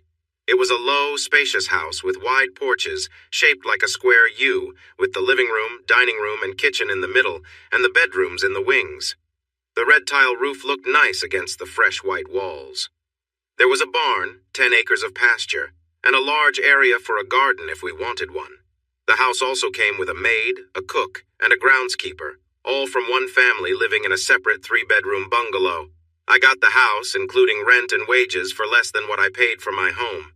I received a $10,000 raise for coming here and saved half my pay while still having plenty left. I let Gail and Graham live in my house for free. What can I say about the food? I loved it. Always a fan of spicy food, Mrs. Rodriguez started out with mild dishes for Josh and me. But when I tasted what she made for her family, I jokingly said I would let her go if she didn't cook the same for us. She smiled and turned up the heat. Josh could handle the spice with no problem. I insisted that they join us for dinner. It created a family atmosphere that we all valued. At first they were shy, but soon they were just as talkative as any family. Josh affectionately called them aunt and uncle, which they appreciated. Serafina, their 17-year-old daughter, worked as our maid. She was saving money to get married. Since I paid her, I knew her wages as a maid weren't high, so I helped her find a job at the plant when she turned 18. Mrs. Rodriguez brought in her sister to take her place. She seemed upset that I was single, and before long I noticed that her nieces and friends would come for Sunday dinners. She would give hints by pointing out their qualities. Look at her, Berto. She would make a great mother, and see how fit she is? She's from a good family. They were down-to-earth folks. Even with her efforts and the girls showing interest, I remained single. I was still hesitant about relationships. Back then, there were no cell phones, so we wrote letters and called our family once a month. Gail sometimes wrote me long letters. She mostly avoided personal topics, but would occasionally mention Chandra, who married Marcus and was expecting a baby. Interestingly, I didn't feel as upset as I might have before. It seemed distant. Sometimes I would notice traits of Chandra in Josh, and it would bring back memories. We were once happy, or at least I was, but I questioned if she had ever really felt satisfied. Growing up without a father figure may have made it difficult for her to have good role models, and that guy Marvin introduced her to relationships too early. But that was no longer my concern. What I missed most about home was my dojo. There was nothing similar nearby. I had my equipment and worked out 4 times a week, but it didn't feel the same. I started teaching Josh martial arts when he was 4. Now at 8, if he took a test, he would be at least a brown belt in the Japanese style and a green belt in the Chinese style. Our neighbors saw us as rich gringos, which made their kids want to come over for our snacks. Tia Rodriguez kept an eye on them to make sure they didn't eat too much. She complained a bit, but coming from a big family herself, she enjoyed having a lot of kids around. She often made many of the snacks. I ended up teaching about 6 boys and 4 girls the basics twice a week. The boys initially complained about having girls in the class, but they soon got used to it. Josh helped me teach. I aimed to teach them respect and self-control, something I still struggled with at times. I learned that the more skilled you become, the more calm you are. Eventually, you reach a point where you don't have to prove anything to anyone, including yourself. I hadn't quite reached that point, but I was trying. New equipment arrived from Brazil, and they sent an engineer to help us set it up. Roberto was a small man, about 5'5" and 140 pounds, but he was very knowledgeable and a good guy. I had him stay with me so he wouldn't have to travel all the way from Mexico City. He watched me teach my Saturday class. They had been training for 12 weeks and were making good progress. I bought some fabric, and Tia Rodriguez and her sister made uniforms for everyone. I wanted them to feel like they were part of something special. They would wear their uniforms proudly to practice and then change out of them at the end. Tia would wash the uniforms and have them ready for the next practice. We were the only ones with a washing machine. I was certified to teach, so I reached out to my former instructor, who sent me the necessary paperwork. It only cost a small fee, and I could teach up to the second-degree black belt level. I continued to teach a mix of styles, ensuring they learned the necessary skills for the Chinese method. Roberto smiled as he watched and asked about the style. I explained the mix of techniques. "Ah," he said, "I'm the same. I have a belt in Brazilian Jiu-Jitsu, and I also practice lucha libre wrestling, which is a form of competitive wrestling. The Mexican version is quite popular on TV." And it really was. Twice a week, on Thursday nights and Saturday afternoons, Josh loved it and had his favorite wrestlers. I remember him cheering loudly one night at the screen. It wasn't just him. Famous wrestlers were treated like celebrities, and fans would gather to watch them in local bars. Almost every town of a decent size had its own gym, where aspiring wrestlers could train and compete. They might not earn much, but it helped them chase their dreams, and some even made it to the big leagues. We talked about different fighting styles for nearly 2 hours before we took a break to get ready to leave. We were heading to Mexico City for the night, and I had already booked our hotel. I hadn't been in a serious relationship yet, so about once a month, I would leave Josh with Tio Rodriguez and head into Mexico City. The nightlife was lively, with many clubs, and I enjoyed the fun. We arrived at our hotel, got dressed, had a nice dinner, and then visited some clubs. The dances were a bit different here, but if you can learn martial arts, dancing isn't too difficult. Serafina and her cousins taught me a lot while their husbands and dates laughed at me until they couldn't anymore. Then they would jump in to help. I wasn't the best dancer, but I held my own. We danced until 3 in the morning, meeting 2 wonderful women who were interested in foreigners. Our hotel was close, so we walked back, linked arms, laughing and enjoying ourselves. Then, out of nowhere, 5 guys approached us, wearing casual clothes that didn't fit the party vibe. They blocked our path. "You need to give us some money, gringo. Hand over your wallet, and maybe we won't cause you any trouble." I glanced at Roberto. He had a small smile on his face, moving a bit while he looked at them. The girls had come up behind us. Roberto raised his hands. "Please, friends. It's a lovely night. The moon is bright. We have 2 beautiful ladies with us. This is a time for fun, not trouble." He kept his hands raised, still swaying a little. "Give us your money, you foolish tourists, before we make things difficult for you." I grinned at the leader. "Do you have any weapons or anything?" This surprised him for a moment. Then he started shouting, calling us names and saying bad things about the girls. I was done with it. "Just move aside and no one will get hurt. If you try to stop us, we'll walk right past you. You have 10 seconds. He opened his mouth and I closed it with a punch. He fell down, unconscious. I heard a noise, and Roberto had his opponent on the ground, too. I looked at the other 3. "We're going to start walking now." I stepped on the leader's foot as I passed. Even out cold, he tried to protect himself. I walked past him, and soon we found a clear path ahead. We spotted a policeman at the next corner, and I told him there were 2 drunks behind us. He quickly called for help. Drunks weren't good for visitors. Roberto just smiled. Women often react strongly to chaos, especially if it happens around them. Our girls were lively, laughing and having fun while we relaxed. We enjoyed a nice meal, put them in a cab, and shared phone numbers, knowing we might not meet again. Roberto and I sparred a few times. He was fast and got the better of me a few times, but I held my own too. If it ever got serious, it would be quite a match. He also encouraged me to visit a local wrestling gym to watch them practice. It was entertaining, but I noticed not many had real martial arts skills. I kept my expression neutral, not wanting to offend anyone. Roberto and the gym owner talked about the differences in the wrestling styles. Roberto seemed to believe Brazil was better because of its jiu-jitsu influence. It was a friendly debate. They simply agreed to have different views. There was one guy there who stood out, much taller than the others, likely over 6 feet and 220 pounds. He had some skills, but came off as quite full of himself. He noticed me watching. "So, do you like what you see?" I kept my smile calm. "Yes, it's always interesting to see new styles." I could tell he wanted me to be more impressed. "Do you think you'd want to try it, Mr. Karate?" "No, I'm just here with a friend, enjoying the view. Thanks anyway." His friends were watching now, which made him boast even more. I was getting bored, having seen this kind of situation many times. "So, are you scared?" I simply smiled. "Absolutely." The other wrestlers laughed, knowing it wasn't true. He turned red and then started rambling, his words a jumble I could barely understand. He questioned where I came from, suggesting I wasn't truly human, as if I were from goats and pigs. I listened quietly with a smile. When he finally stopped talking, he glared at me. "So, are you too afraid to stand up for yourself?" I knew I shouldn't, but I couldn't resist teasing him a bit. I don't mind fighting when it's against someone with honor. Anything else is not worth my time. "Why? Do you know any honorable people?"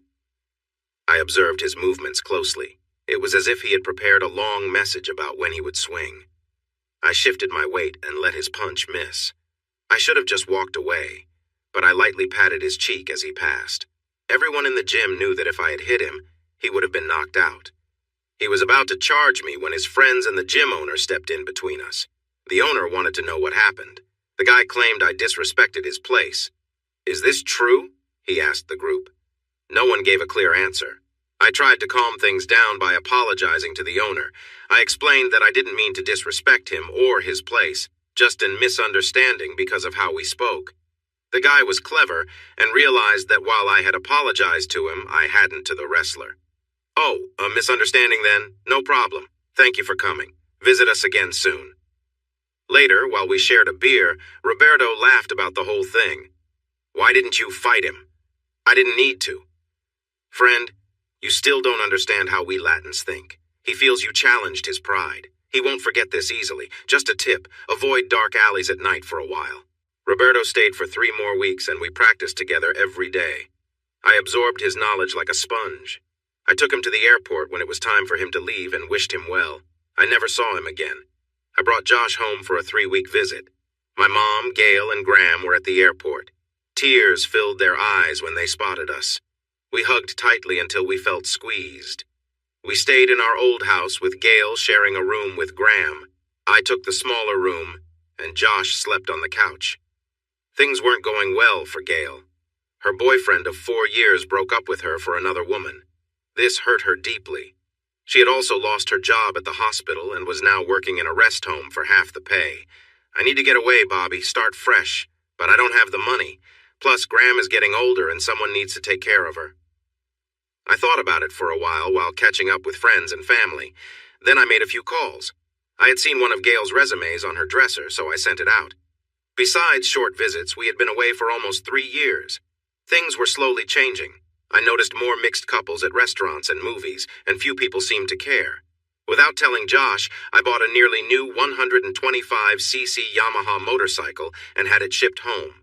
It was meant to be a surprise for his 11th birthday. Chandra spent some time with him, but they felt like strangers now.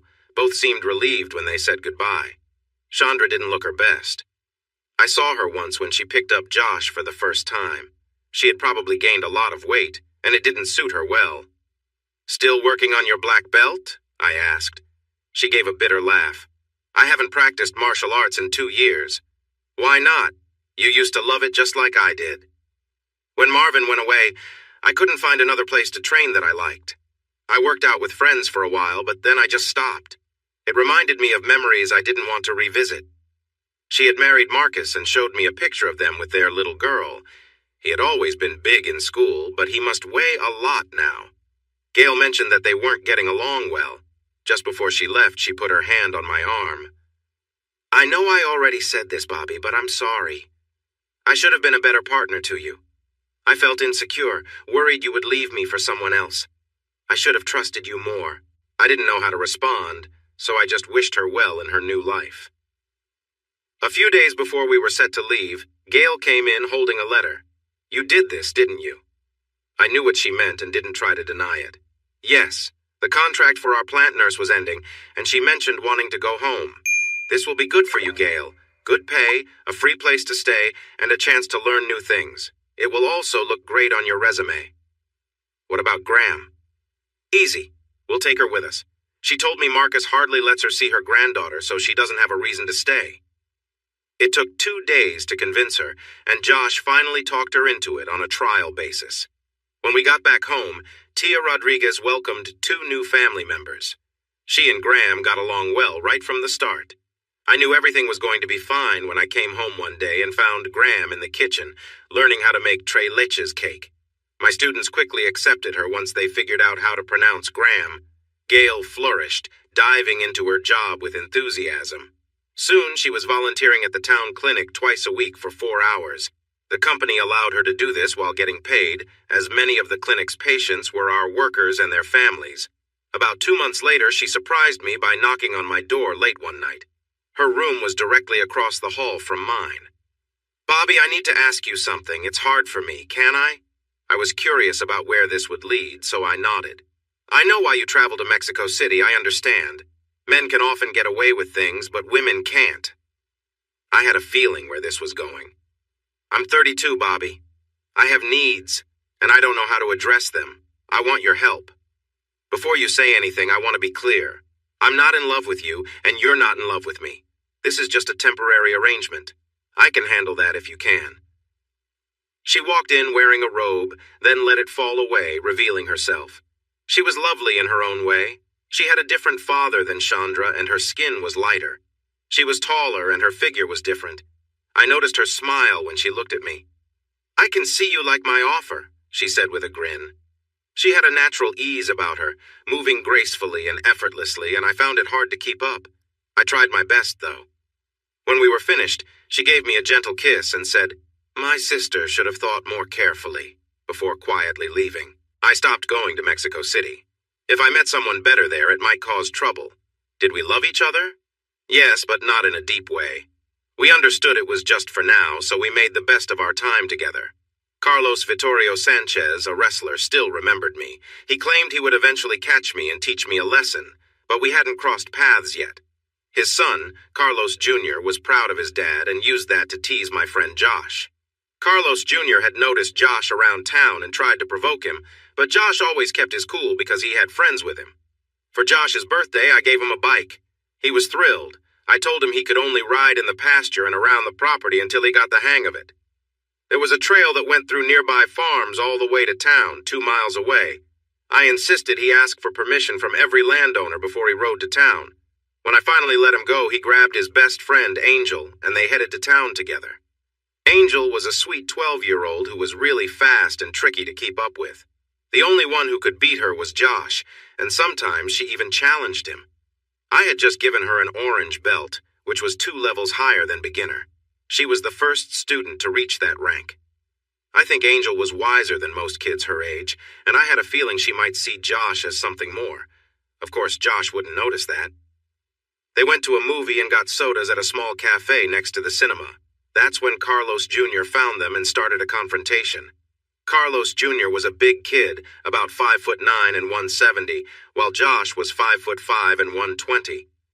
Josh tried to ignore him until Carlos Jr. started saying mean things about Angel. He noticed Josh turning red and knew he was getting to him. With 4 friends around him, Carlos Jr. became a little too bold. Before they knew it, 2 of his friends sneaked up behind them and grabbed Angel. She remembered her training and stayed calm. The older couple who owned the cafe came out and told them to leave her alone. Junior laughed and said they would let her go when they were done. Josh sighed and took charge of the situation. "So, this is your idea of being brave? 5 of you against 1 girl? You're so tough, Carlos." Carlos turned red while his friends laughed. Josh continued before Carlos could respond. "You really want to do this? Let the girl go and come down this alley, just you and me, here and now." Carlos sneered. "No, I want everyone to see how badly I can beat you. Then maybe if you beg enough, we'll let her go, unhurt. Maybe we'll have some fun with her first." Josh got upset. "Then go ahead and swing. You asked for it, so start it." The fight was quick and messy. Carlos swung but missed, and Josh moved in fast. He landed 2 quick punches to the face and then kicked Carlos in the stomach. Everyone heard the breath leave his body. Josh knocked Carlos down, holding his arm in a way that could cause pain if he pushed harder. "Give up!" Carlos pounded the ground, trying to find a way out. Josh tightened his grip. Carlos nearly screamed in pain. "I give up!" Josh applied a bit more pressure. "Say it louder and say sorry to Angel." "I give up! I'm sorry! Please let me go!" Josh let him go and quickly got back on his feet. He looked at Angel and gave her a nod. She stepped on the boy, holding her, making him bend over in pain. When he leaned forward, she pulled back suddenly, causing him to bleed from his nose. He stumbled back, holding his nose and crying. Angel and Josh stood back to back, ready for what might come next, but the fight had left their opponents. The others made some noise before quietly slipping away, the laughter of onlookers following them. When Carlos Sr. heard what happened, he got very angry. He scolded Junior for losing and rushed to my house. A few of his friends and the gym owner came too, most wanting to see a fight, some hoping to stop it. Angel and Josh told me what took place, and I couldn't blame them for how they handled it. They didn't start the trouble and only fought as a last resort. Still, I felt a bit annoyed when they arrived. He charged into the yard and jumped out of his truck, running toward me while yelling. He was surprised when I didn't back away, but instead ran at him, jumping and landing a hit on his neck. He fell forward into the dirt. While he struggled to get up, I approached the gym owner. "If you hold him down, I have an idea that could earn you some money." Two of his friends helped him back to his feet. When he calmed down, I got close to him, wanting to see him really angry. "So," I said with a mocking smile, "you sent a group of older kids to bully a 12-year-old girl and an 11-year-old boy. How brave of you. Your guy deserved to be put in his place, but I can see where he learned that behavior. Do you want to fight me? Here's the deal. We'll fight next Saturday night, in the arena. We won't stop until one of us can't continue. I'll put down $1,000 and you do the same. The winner takes all. Can you manage that much?" He turned red with rage, then pale when he heard about the money. $1,000 was a lot at that time. His pride made him agree. "All right, I'll see you Saturday. The fight only starts when the money is with the judges." The arena was the local bullfighting venue. They would set up a smaller ring there for a better view. News spread about the fight, and the seats sold out quickly. Diego, the gym owner and local promoter, was smiling from ear to ear. Tia Rodriguez made me a mask, saying that all lucha libre wrestlers wore them as part of their style. At first I wasn't sure about it, but once I tried it on and found that it didn't block my vision or movements, I felt okay. My family and friends were in the box I had saved for them. I invited Angel and her mother, but they hadn't arrived yet. Many of my friends and co-workers were there. Most didn't know I trained in martial arts. We were the last fight of the night, so I watched the earlier matches closely, looking for patterns and weaknesses. There was less striking and more grappling, which I would use to my advantage. Finally, the last match finished. Diego let the crowd wait for a moment to build excitement before speaking into the microphone. "Ladies and gentlemen, welcome to the final match of the night. You've heard this is a grudge match for bragging rights and more. We will see our local style face off against one from another country." The crowd booed when he said that. "Now, let me introduce our competitors. From our own town, the Matador." He strutted out wearing a mask that looked like a bull breathing fire, with a matador hat and a red cape. He wore bright red tights that matched his mask. The audience loved his look. And his opponent from America, the Gringo. I wore a mask decorated in red, white, and blue, with a big yellow star in the middle. It was shiny and stood out. Instead of tights, I wore a dark blue Chinese GI that flowed like a dress. This outfit would help hide my legs, which was important for my style of fighting. When they announced me, I performed 2 backflips and landed in a split, showing off a little. They wanted a show, and I was ready to give it to them. We met in the center of the ring for the traditional greeting. I reached out my hand, but he did not take it. Before the referee realized what was happening, I grabbed the back of his head and pulled him in for a quick kiss. When I pulled away, I smiled. "That was for Yolanda. Tell her I enjoyed last night, and I will give her the 10 pesos after the fight." Yolanda was his oldest daughter, known for being quite friendly. I had never met her, but he didn't know that. If I wanted to make him angry, it worked. It took the referee, Diego, and 2 of his assistants to get him back into his corner. I was a bit ashamed to admit that I wanted to embarrass him, so I decided to put on a little show. Carlos was big, rough, and surprisingly quick. We moved around each other, and I kicked him several times on his right thigh. It would slow him down and make him less strong when he tried to take me down. I knew from past fights that he would move slowly for the next few days. I had chances to defeat him, and the crowd could see that. We both faced boos from the audience. After the second round, he slumped on his stool, struggling to breathe. I chose not to sit, wanting to show him up. I leaned on the ropes and acted bored. After that round, my corner coach understood my strategy and handed me a newspaper. I pretended to read it, paying no attention to my surroundings. This drove the crowd wild.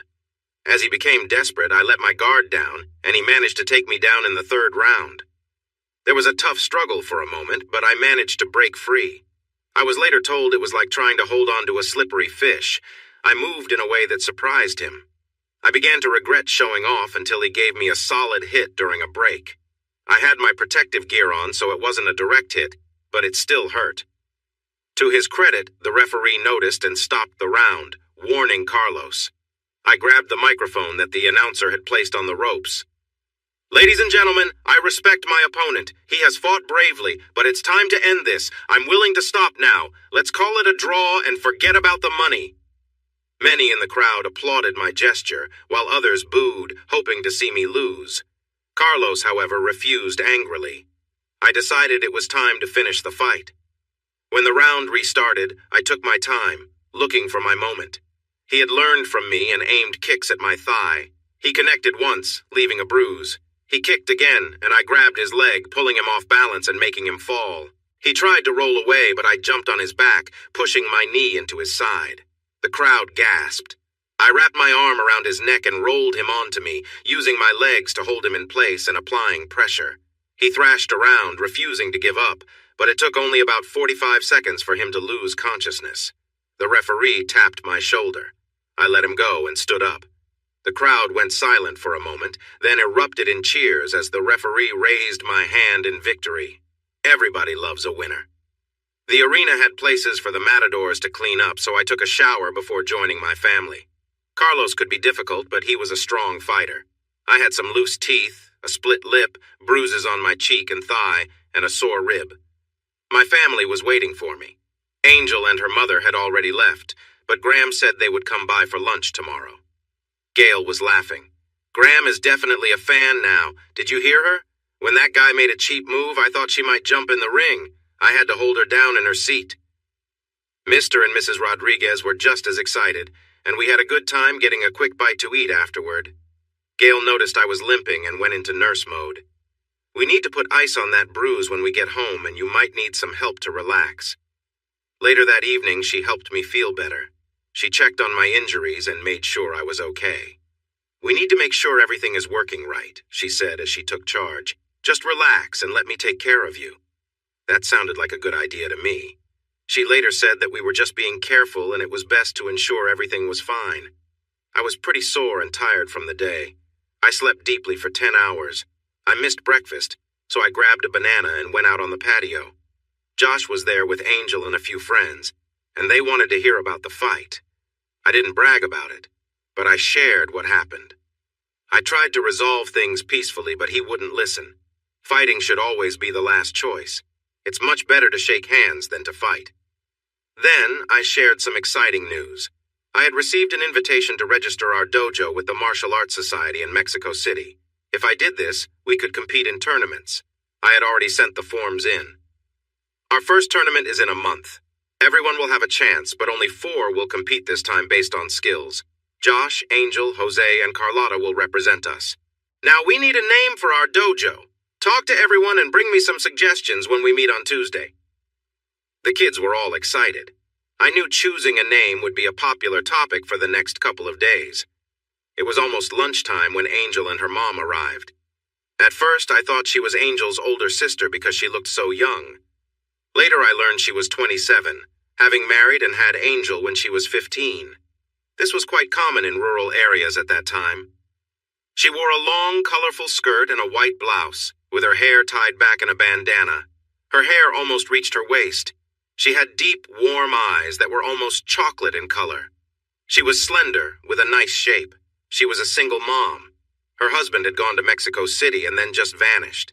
Angel was just 3 years old the last time she saw him. I felt a spark when we touched.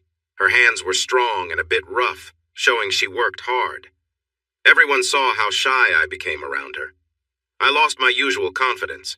They stayed until dark, and I drove them home. Even in our quiet town, there was trouble sometimes. Her house was small but tidy and warm. It seemed like money was tight. When I got home, my grandma, Gail, Tia Rodriguez, and her sister were all smiling at me. "What's going on?" "Nothing, dear," said Grandma. "Rosalita is such a nice young woman, don't you think, ladies?" They all nodded, agreeing. "She's lovely, too. It's strange she isn't married. Maybe the right person just hasn't come along," said Tia, looking right at me. "Hold on. I just met her and don't know much about her. Stop trying to set me up." They all just laughed and went to bed, except for Gail. Gail and I had stopped being close a couple of months ago. She was now seeing a young doctor she worked with. She said it wasn't serious, but I could tell they were heading in that direction. She tried to tease me about it, and I joked that maybe we could have a double wedding. She got a little quiet. "He's wanting something more serious, but it's only been a few weeks. I told him that people don't rush things here. Still, he makes me really happy. And not just that, he has a lot of energy." I raised my hand. "Whoa, too much information. But I'm glad you're happy. You deserve it." Rosalita and Angel started joining us for Sunday lunches. They stayed until dark, and I would take them home. We would eat, talk with the family, and take walks, sometimes sitting in a quiet part of the patio. I shared my life story with her, and she shared hers with me. As the youngest of 13, her marriage was mostly arranged without her choice. He wasn't mean, just indifferent. After Angel was born, he all but forgot about them. They didn't really miss him when he went away. She got a divorce for his abandonment after 7 years. It took a month for me to finally take her on a real outing. If you could call it that, I took her, Angel, Grandma, and Josh to a wrestling match. After my match, they were hooked.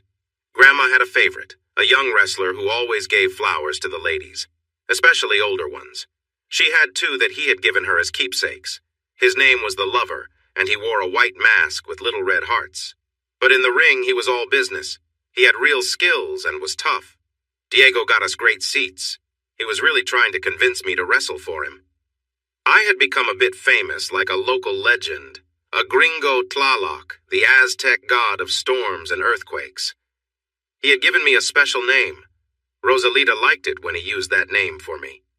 It fits you. You're like a storm that builds up slowly, meaning you don't get angry easily, but when you do, it's strong and sudden, like a storm or an earthquake, and it can leave a big impact.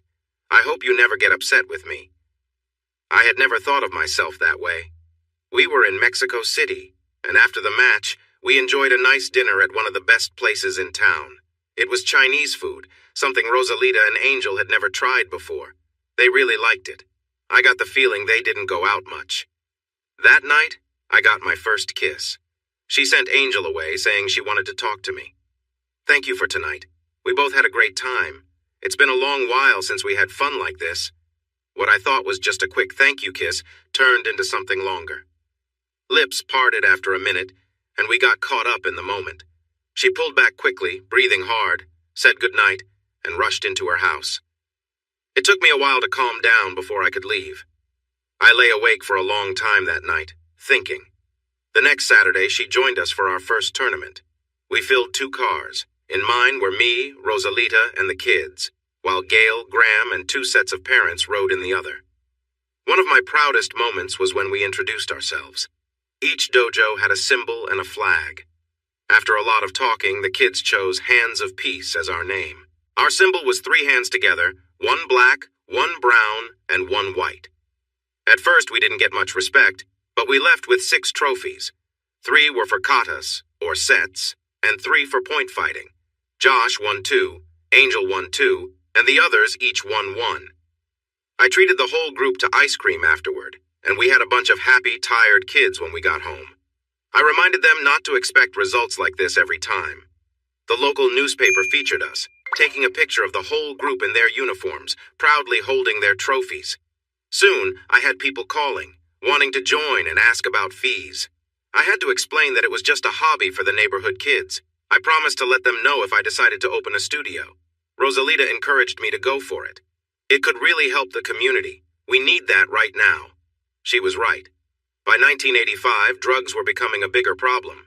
We were mostly left alone, but it was getting rough in Mexico City and other cities. Josh was growing taller and getting stronger. I was sure he would be over 6 feet.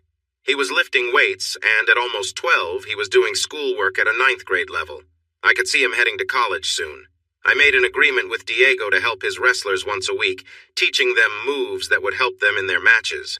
The fighters started winning more, and even though they tried to keep it quiet, word got out and others wanted to hire me. I chose to stay with Diego because this was a fun hobby and he was my friend. 2 months later, with encouragement from Diego, Rosalita, and my whole family, I returned to the ring.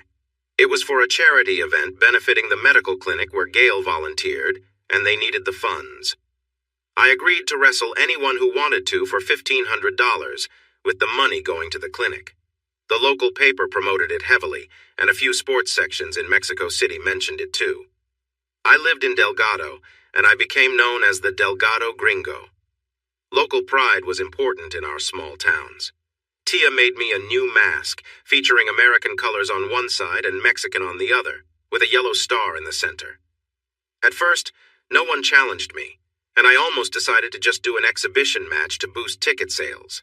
Then, the top wrestler from Mexico City, the Hawk, accepted my challenge to show those arrogant gringos. The response was overwhelming, and they had to move the event to a soccer field in Mexico City. I prepared carefully by watching recordings of his past matches. I discovered he had a strong background in martial arts. After some research, I learned he held a black belt in judo, but no one knew what level. I knew I would need to be cautious. He could easily defeat me if I wasn't careful. Plus, since I offered the money, I had a lot at stake. The crowd was nearly 7,000 strong. Large screens had been set up around the field for everyone to see. Every TV station in the area came to cover the event, along with several newspapers. One radio station planned to provide a live commentary. For the first time, I felt nervous. Rosalita and Gail helped keep me calm until it was time for the match. We were the main event. We entered before the Hawk as the challengers. The town band played El Dujulo, and my dojo team carried our flags: the Mexican flag, the American flag, the local province flag, and the city flag while the band played. I walked out behind the band with Gail on one arm and Rosalita on the other, followed by Diego and Josh, who were there to support me. It was an impressive entrance, and the crowd loved it. Just before I stepped into the ring, Rosalita gave me a serious kiss. "Go on, Tlaloc. Show them your strength." One of the TV stations captured the moment, and the crowd cheered loudly. The Hawk's entrance was simpler, and he looked upset. The match was intense. I realized from the first hit that he was aiming to win decisively rather than just score points.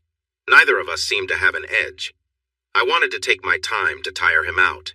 He weighed around 280 pounds, and despite his strong build, it was clear he enjoyed his lunches. So I kept moving, dodging and striking, trying to stay away from grappling since judo was a strong style in that area. I had a 5-inch reach advantage, which I aimed to use to my benefit. I nearly lost in the third round when he landed a powerful kick that sent me bouncing off the ropes and back into his reach. I was fortunate the round ended when it did. While Josh helped clear my mind, Diego was breaking down what had just happened. "He nearly got you. Watch his legs. He's getting tired, so he's going to try to finish the fight quickly before he makes a mistake. Use your reach and move to your left. He's not as strong on that side. Keep an eye on his legs." Diego was right. He was trying to push me into the ropes and grab me. I stayed near the center of the ring using jabs and kicks. With 30 seconds left, I caught him with a front kick right on the chin. He hit the ropes, expecting me to follow, but I didn't. When he bounced back, I quickly dropped and grabbed his ankle, taking him down. In a surprising turn, since I had avoided grappling all night, I rolled him up and locked his arm before he could recover. The match was over. He had to submit, or I could seriously hurt him. He was smart enough to realize it and tapped the mat, signaling his defeat. It was tough to get up, but I managed to rise. He laid there for a moment, and I extended my hand. After a few seconds, he took it, and I helped him up. After the announcement, we shook hands, and he raised my arm in victory.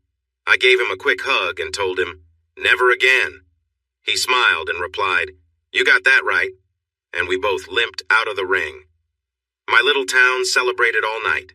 They were proud of one of their own, a giant slayer. We were interviewed by newspapers, radio stations, and television. The fight was shown repeatedly before every lucha libre event for weeks, which felt a bit embarrassing. Suddenly, everyone was calling me Tlaloc, thanks to Rosalita on TV. That night, Rosalita decided to get closer. After the event, I drove her home. She would be alone since Angel was staying with Diego. His daughter was her age, and they had become good friends. We sat in my Jeep, chatting about the fight and life in general. Just when I thought the night was over, she asked, "Will you walk me in, please?" Her house was small and simple. I wasn't sure what she did for work, but it was clear there wasn't much extra money. Family photos decorated the walls with a special section just for Angel. There was a large picture of her in her uniform and a newspaper photo featuring her with her trophies. The trophies were on a shelf under the photos. I was surprised to see two of me, one with her on the patio of my house and another of me in my lucha libre mask. She brewed some strong coffee that I had come to love, and we sat together on her sofa. Slowly, we leaned into each other and kissed gently. She stood up and looked at me. "Come." We walked to her bedroom. She turned and kissed me warmly, then stepped back. She loosened her blouse and let it slide off her shoulders.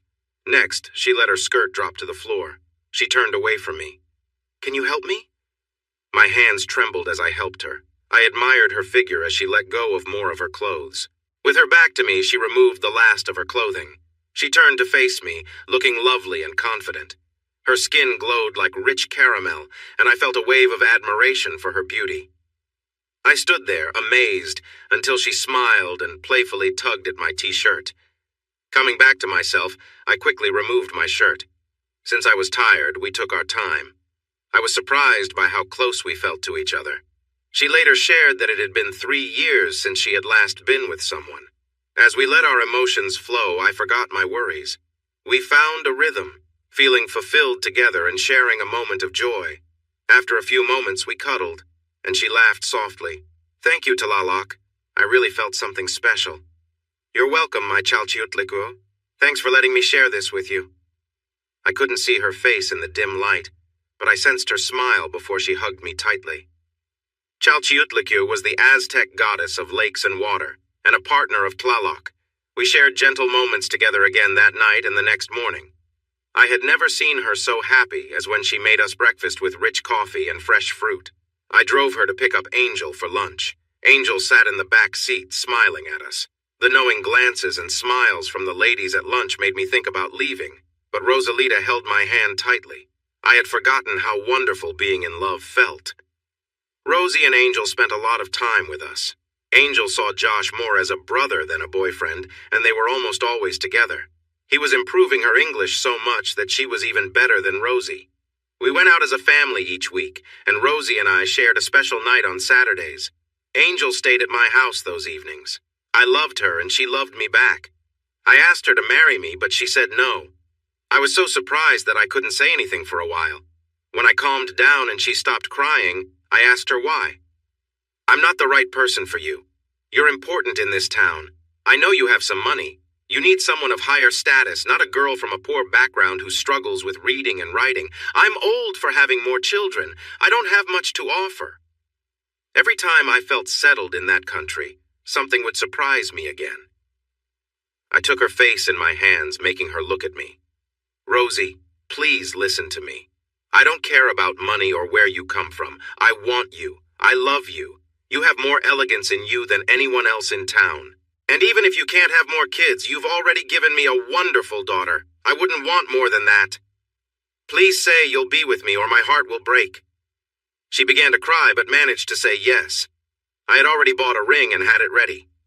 At lunch the next day, she didn't say anything but held out her hand. I received kisses from the women and handshakes from the men.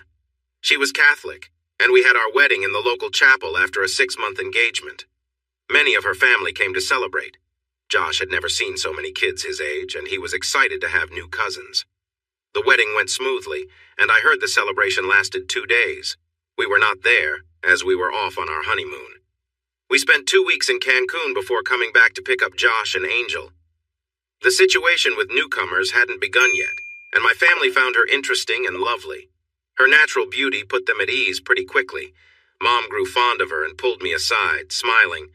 "What's your deal with white girls, honey?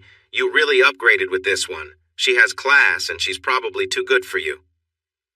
It was summer break for the kids, and when we returned to Mexico, Josh and Angel stayed behind. Mom practically begged Rosie to let them stay. "I'm getting older, and I've never had much time with Josh. I'd like to know my new granddaughter better, just for a week or two. It would be good for Angel and help her get ready for when you come back." We had talked about this before we married. I had been the plant manager for almost 2 years and had committed to 5. After that, we planned to hand management over to local people. My old plant manager was planning to retire in 2 years, and I was told that I would get her job. I thought she would be more reserved about it, but she surprised me. "I can't wait to start our new life together. My family doesn't live close. I moved here with my first husband. I have some good friends, but none are as important as my new family. It will be much better for Angel. If we stay here, she will have limited opportunities." She was right, and what she wasn't saying was that she wanted to leave the area. Drugs were becoming a serious problem, with drug groups expanding their reach and often clashing with each other. These conflicts affected many people in the community. They were taking control of local governments and corrupting the police with money and drugs. I had about 6 months left before we were moving back to the States when the local mayor came to see me. We always tried to keep a good relationship with the local government, so when he showed up unexpectedly, I didn't think much of it. He was newly elected and I hadn't met him before. The conversation took me by surprise. After some small talk, he got straight to the point. "My team has looked at the community needs, and we unfortunately have to increase your taxes and fees by 25%. I felt worried.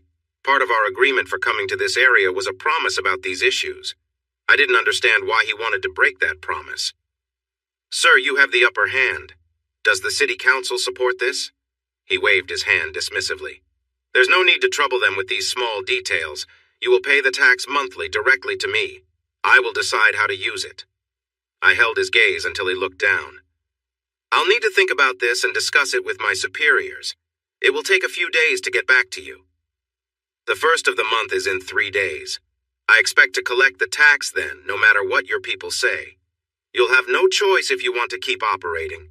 It would be unfortunate if the workers went on strike, or if the electrical service was out for a few days while repairs were done. The tax isn't worth the hassle of fighting it." He had a smirk on his face. I stood up. "Leave. Right now." He got up slowly. "Think about it carefully. It would be a shame if the clinic had to close, or if the road to your house was blocked for repairs for a long time. And take care of your lovely family.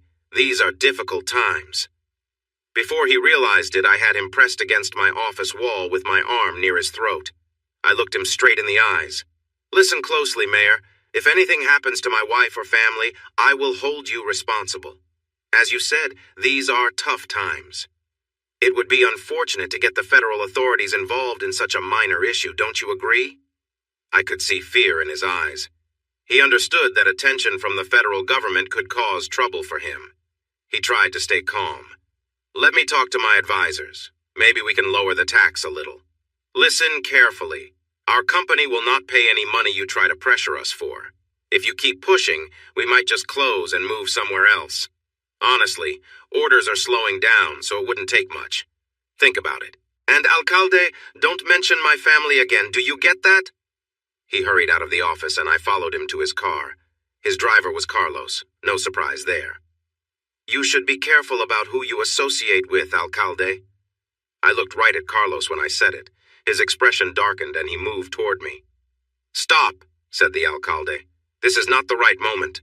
He reluctantly got into the car and drove away. I returned to the office to think things over. Most of my team had already left. Only Gail, 2 maintenance workers, and I were there. It was time to send them home. I called the assistant manager into my office and told him I needed a personal day tomorrow. He was someone I trusted, so I shared what had just happened. "This is not good, Berto. There are rumors that his campaign was funded by Don Vittorio. What should we do? I'll investigate tomorrow and start taking steps to protect ourselves." He smiled for the first time in our talk. "Oh, are you going to call on Tlaloc to settle scores with his enemies?" I just grinned. In a way. I discussed the whole situation with my family. Rosie and the others were worried, except for Gail. Forget them. I won't hide. I don't want you to hide. I just need you to be careful and more aware of your surroundings, please? She agreed, and I headed to the gym to speak with Diego. He listened to my concerns, thinking it through. I hear you might start farming. You'll need help. He turned to his wrestlers and picked 3 of them. Juan Tomas Felipe, this is your new boss. Do well for him. I'm sure he'll pay you fairly. Then he turned back to me. They start tomorrow. I'll need some funds to make sure they have the right tools. You can trust them. I gave Diego a check, marking it as training fees. He knew not to cash it locally. I wondered what tools we would need. The next day I went into Mexico City and visited a few suppliers, just in case anyone was watching. Then I found a public payphone and made a collect call. The vice president of our company was surprised to hear from me. He was the head of international business, and we knew each other a little. What's going on, Bobby? Are the phone lines down at the plant? As clearly as I could, I explained the situation. He was sharp and let me finish. We had locations in some unstable areas, and he had a lot of experience. At the end, I asked him what his thoughts were. Nothing. We have 2 days. I will make a few calls to get things moving. Be careful, Bobby. I've dealt with this before. If we run out of time, it might be best to pay the extortion. It could buy us some time. Someone will be here soon. Oh, you should get your family out, too. These people know how to get results. One of the quickest ways is to go after families. Rosie was upset at first, but eventually agreed. I surprised her by getting visas for the Rodriguez family. They had been like family to us for years, and I didn't want them in danger. I was glad when they jumped at the chance. They had a daughter in America who always invited them to visit. They left first, saying their daughter had sent them tickets. It was a common story, so no one thought twice about it. Rosie, Gail, and her husband said they were going to a rural area further south to scout for another clinic. Gail was 5 months pregnant, and her husband didn't want to leave her in danger. Instead of heading south, they went north to Mexico City. They were on a plane in 90 minutes. Now I was alone, just me and the 3 wrestlers. A new vendor came by and wanted to talk. My name is Vicente Duran. I'm a major in the federal police. I hear you have a problem? I told him what happened. We had made the first payment to buy some time. The next payment was due in 10 days. What do you want me to do? Give them the money, but do it here. We'll wire it, and we'll record the entire meeting. Then we can trace the money and find the leader. Once we have enough information, we can make arrests. It took 2 more months, but they got what they needed. The leader was caught, and raids happened over 3 months. I boarded a plane an hour before the raids started. I never went back. When I landed, my extended family welcomed me excitedly at the airport. Rosie looked different. Maybe the American food agreed with her. I mentioned it to her. She smiled and placed my hand on her stomach. Something American agreed with me. You're going to be a father again in 5 months. Sometimes things work out well. After our joyful reunion that night, she told me how happy she was that we were safe, and no one got hurt. I was so scared you would get involved. I smiled slightly in the dark. Tia Rodriguez's sister, the widow, chose not to leave. 2 nights before my departure, she was badly injured. I rushed to the hospital when I heard. In addition to her injuries, she had 2 deep cuts. I spoke to her just before the medication took effect. She had a broken jaw, arm, hand, 3 broken fingers, and some ribs. She needed 68 stitches on different parts of her body. She was 69 years old. Tell me, Maria, who did this? I whispered in her ear, making sure no one else could hear. She held my hand tightly. Carlos, she whispered back. He has a weapon. He asked what you would do about it. I hugged her tightly as she fell asleep. Then I made arrangements to pay her hospital bills.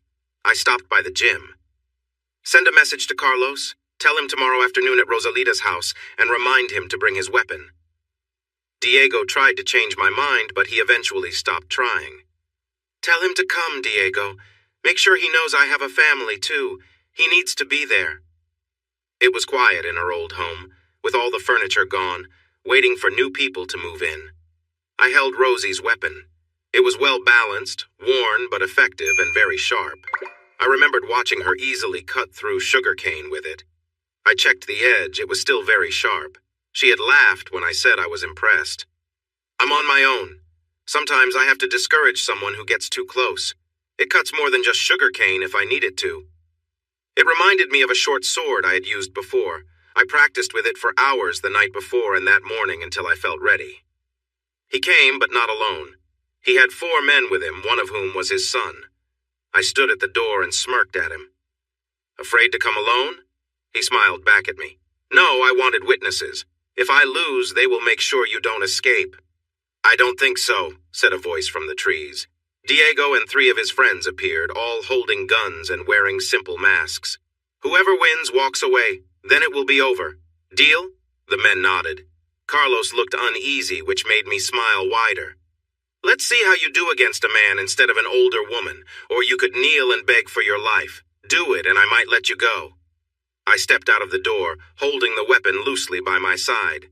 Knowing he had no choice, he charged at me, swinging his weapon. I easily blocked his attack and lightly smacked him as he passed by. It made a loud noise, and I knew it must have hurt. I heard someone laugh. Everyone knew I could have defeated him then. He became more careful, but he didn't have my skills. Soon he was bleeding from 2 deep cuts on his sides. How does it feel, Carlos? It hurts just like what you did to Maria, doesn't it? Will you stand there upset, or do you want more? He was determined. Soon he had more cuts, including one on his cheek. That's going to leave a mark. He managed to hit me twice, and I had a few stitches on my neck and arm from it. I grew tired of the competition and forced him to his knees with my weapon at his throat. I'm done. Give me your word that you will leave, and I'll let you live. Keep this up, and it will only end badly for you. Make your choice, I said. I could tell he wanted to say more, but he lowered his head. Can I take my family? He asked. Take anyone you want, I replied. Just be gone by tomorrow. I turned to leave, keeping an eye on his men. I noticed his son's eyes widen, and suddenly I jumped to the side. Carlos had pulled out a gun. I wasn't sure why he didn't just shoot. I reacted quickly as I saw the machete move. His gun fell to the ground, still in his hand. Blood was pouring from his arm. Get a tourniquet! I shouted. His son quickly removed his shirt and belt. We wrapped it around the arm and tightened it to stop the bleeding. Just before they put Carlos in the car, I leaned in close and looked him in the eye. This ends now. If you do anything else, I'll have to make this worse for you and your family. Do you understand? He nodded faintly. I glanced at his son. Make sure you both understand. I'm serious. I've had enough of this.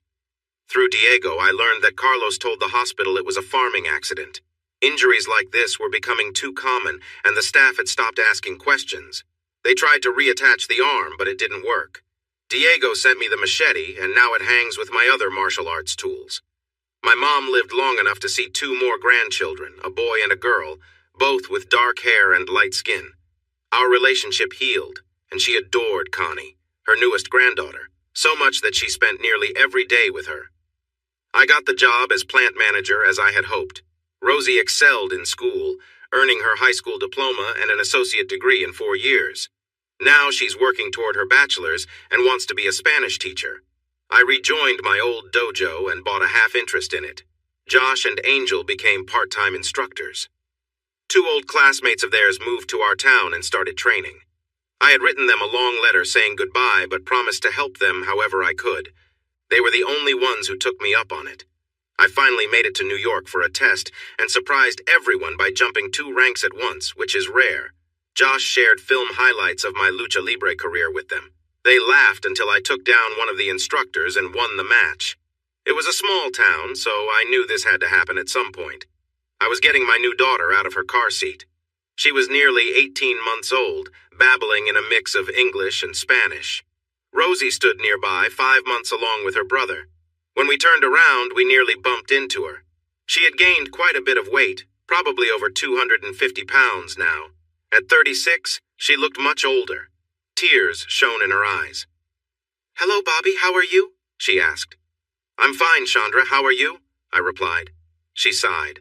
"Oh, I'll manage, it's good to see you." I felt Rosie grip my arm tightly. She knew who Chandra was. Grandma had shown her pictures. "Where are my manners? Chandra, this is my wife, Rosalita Margarita Consuelo Gomez Turner. Honey, this is Chandra Riley, my ex-wife." She shook Chandra's hand politely and smiled. "It's nice to meet someone from his past. I'm sure you have some good memories just like I do now. Come on, honey. If you want to talk, I'll take Constance Julietta. It's too hot out here for her. Chandra's eyes grew wide. We had named our daughter after my grandmother and my mother, just as we had hoped to do one day. No, it's okay. You're already carrying enough right now. Chandra, you should visit Graham more often. She asks about you, and her health isn't improving. It was nice to see you. I noticed tears in Chandra's eyes as we turned away. I felt a bit sad for her, but then I looked into the warm, chocolate eyes of my wife. Hey, everyone! Thanks for watching. Don't forget to subscribe and turn on notifications so you won't miss any of the exciting stories we have coming up. What do you think about the characters in this story? Let us know in the comments. We'd love to hear from you.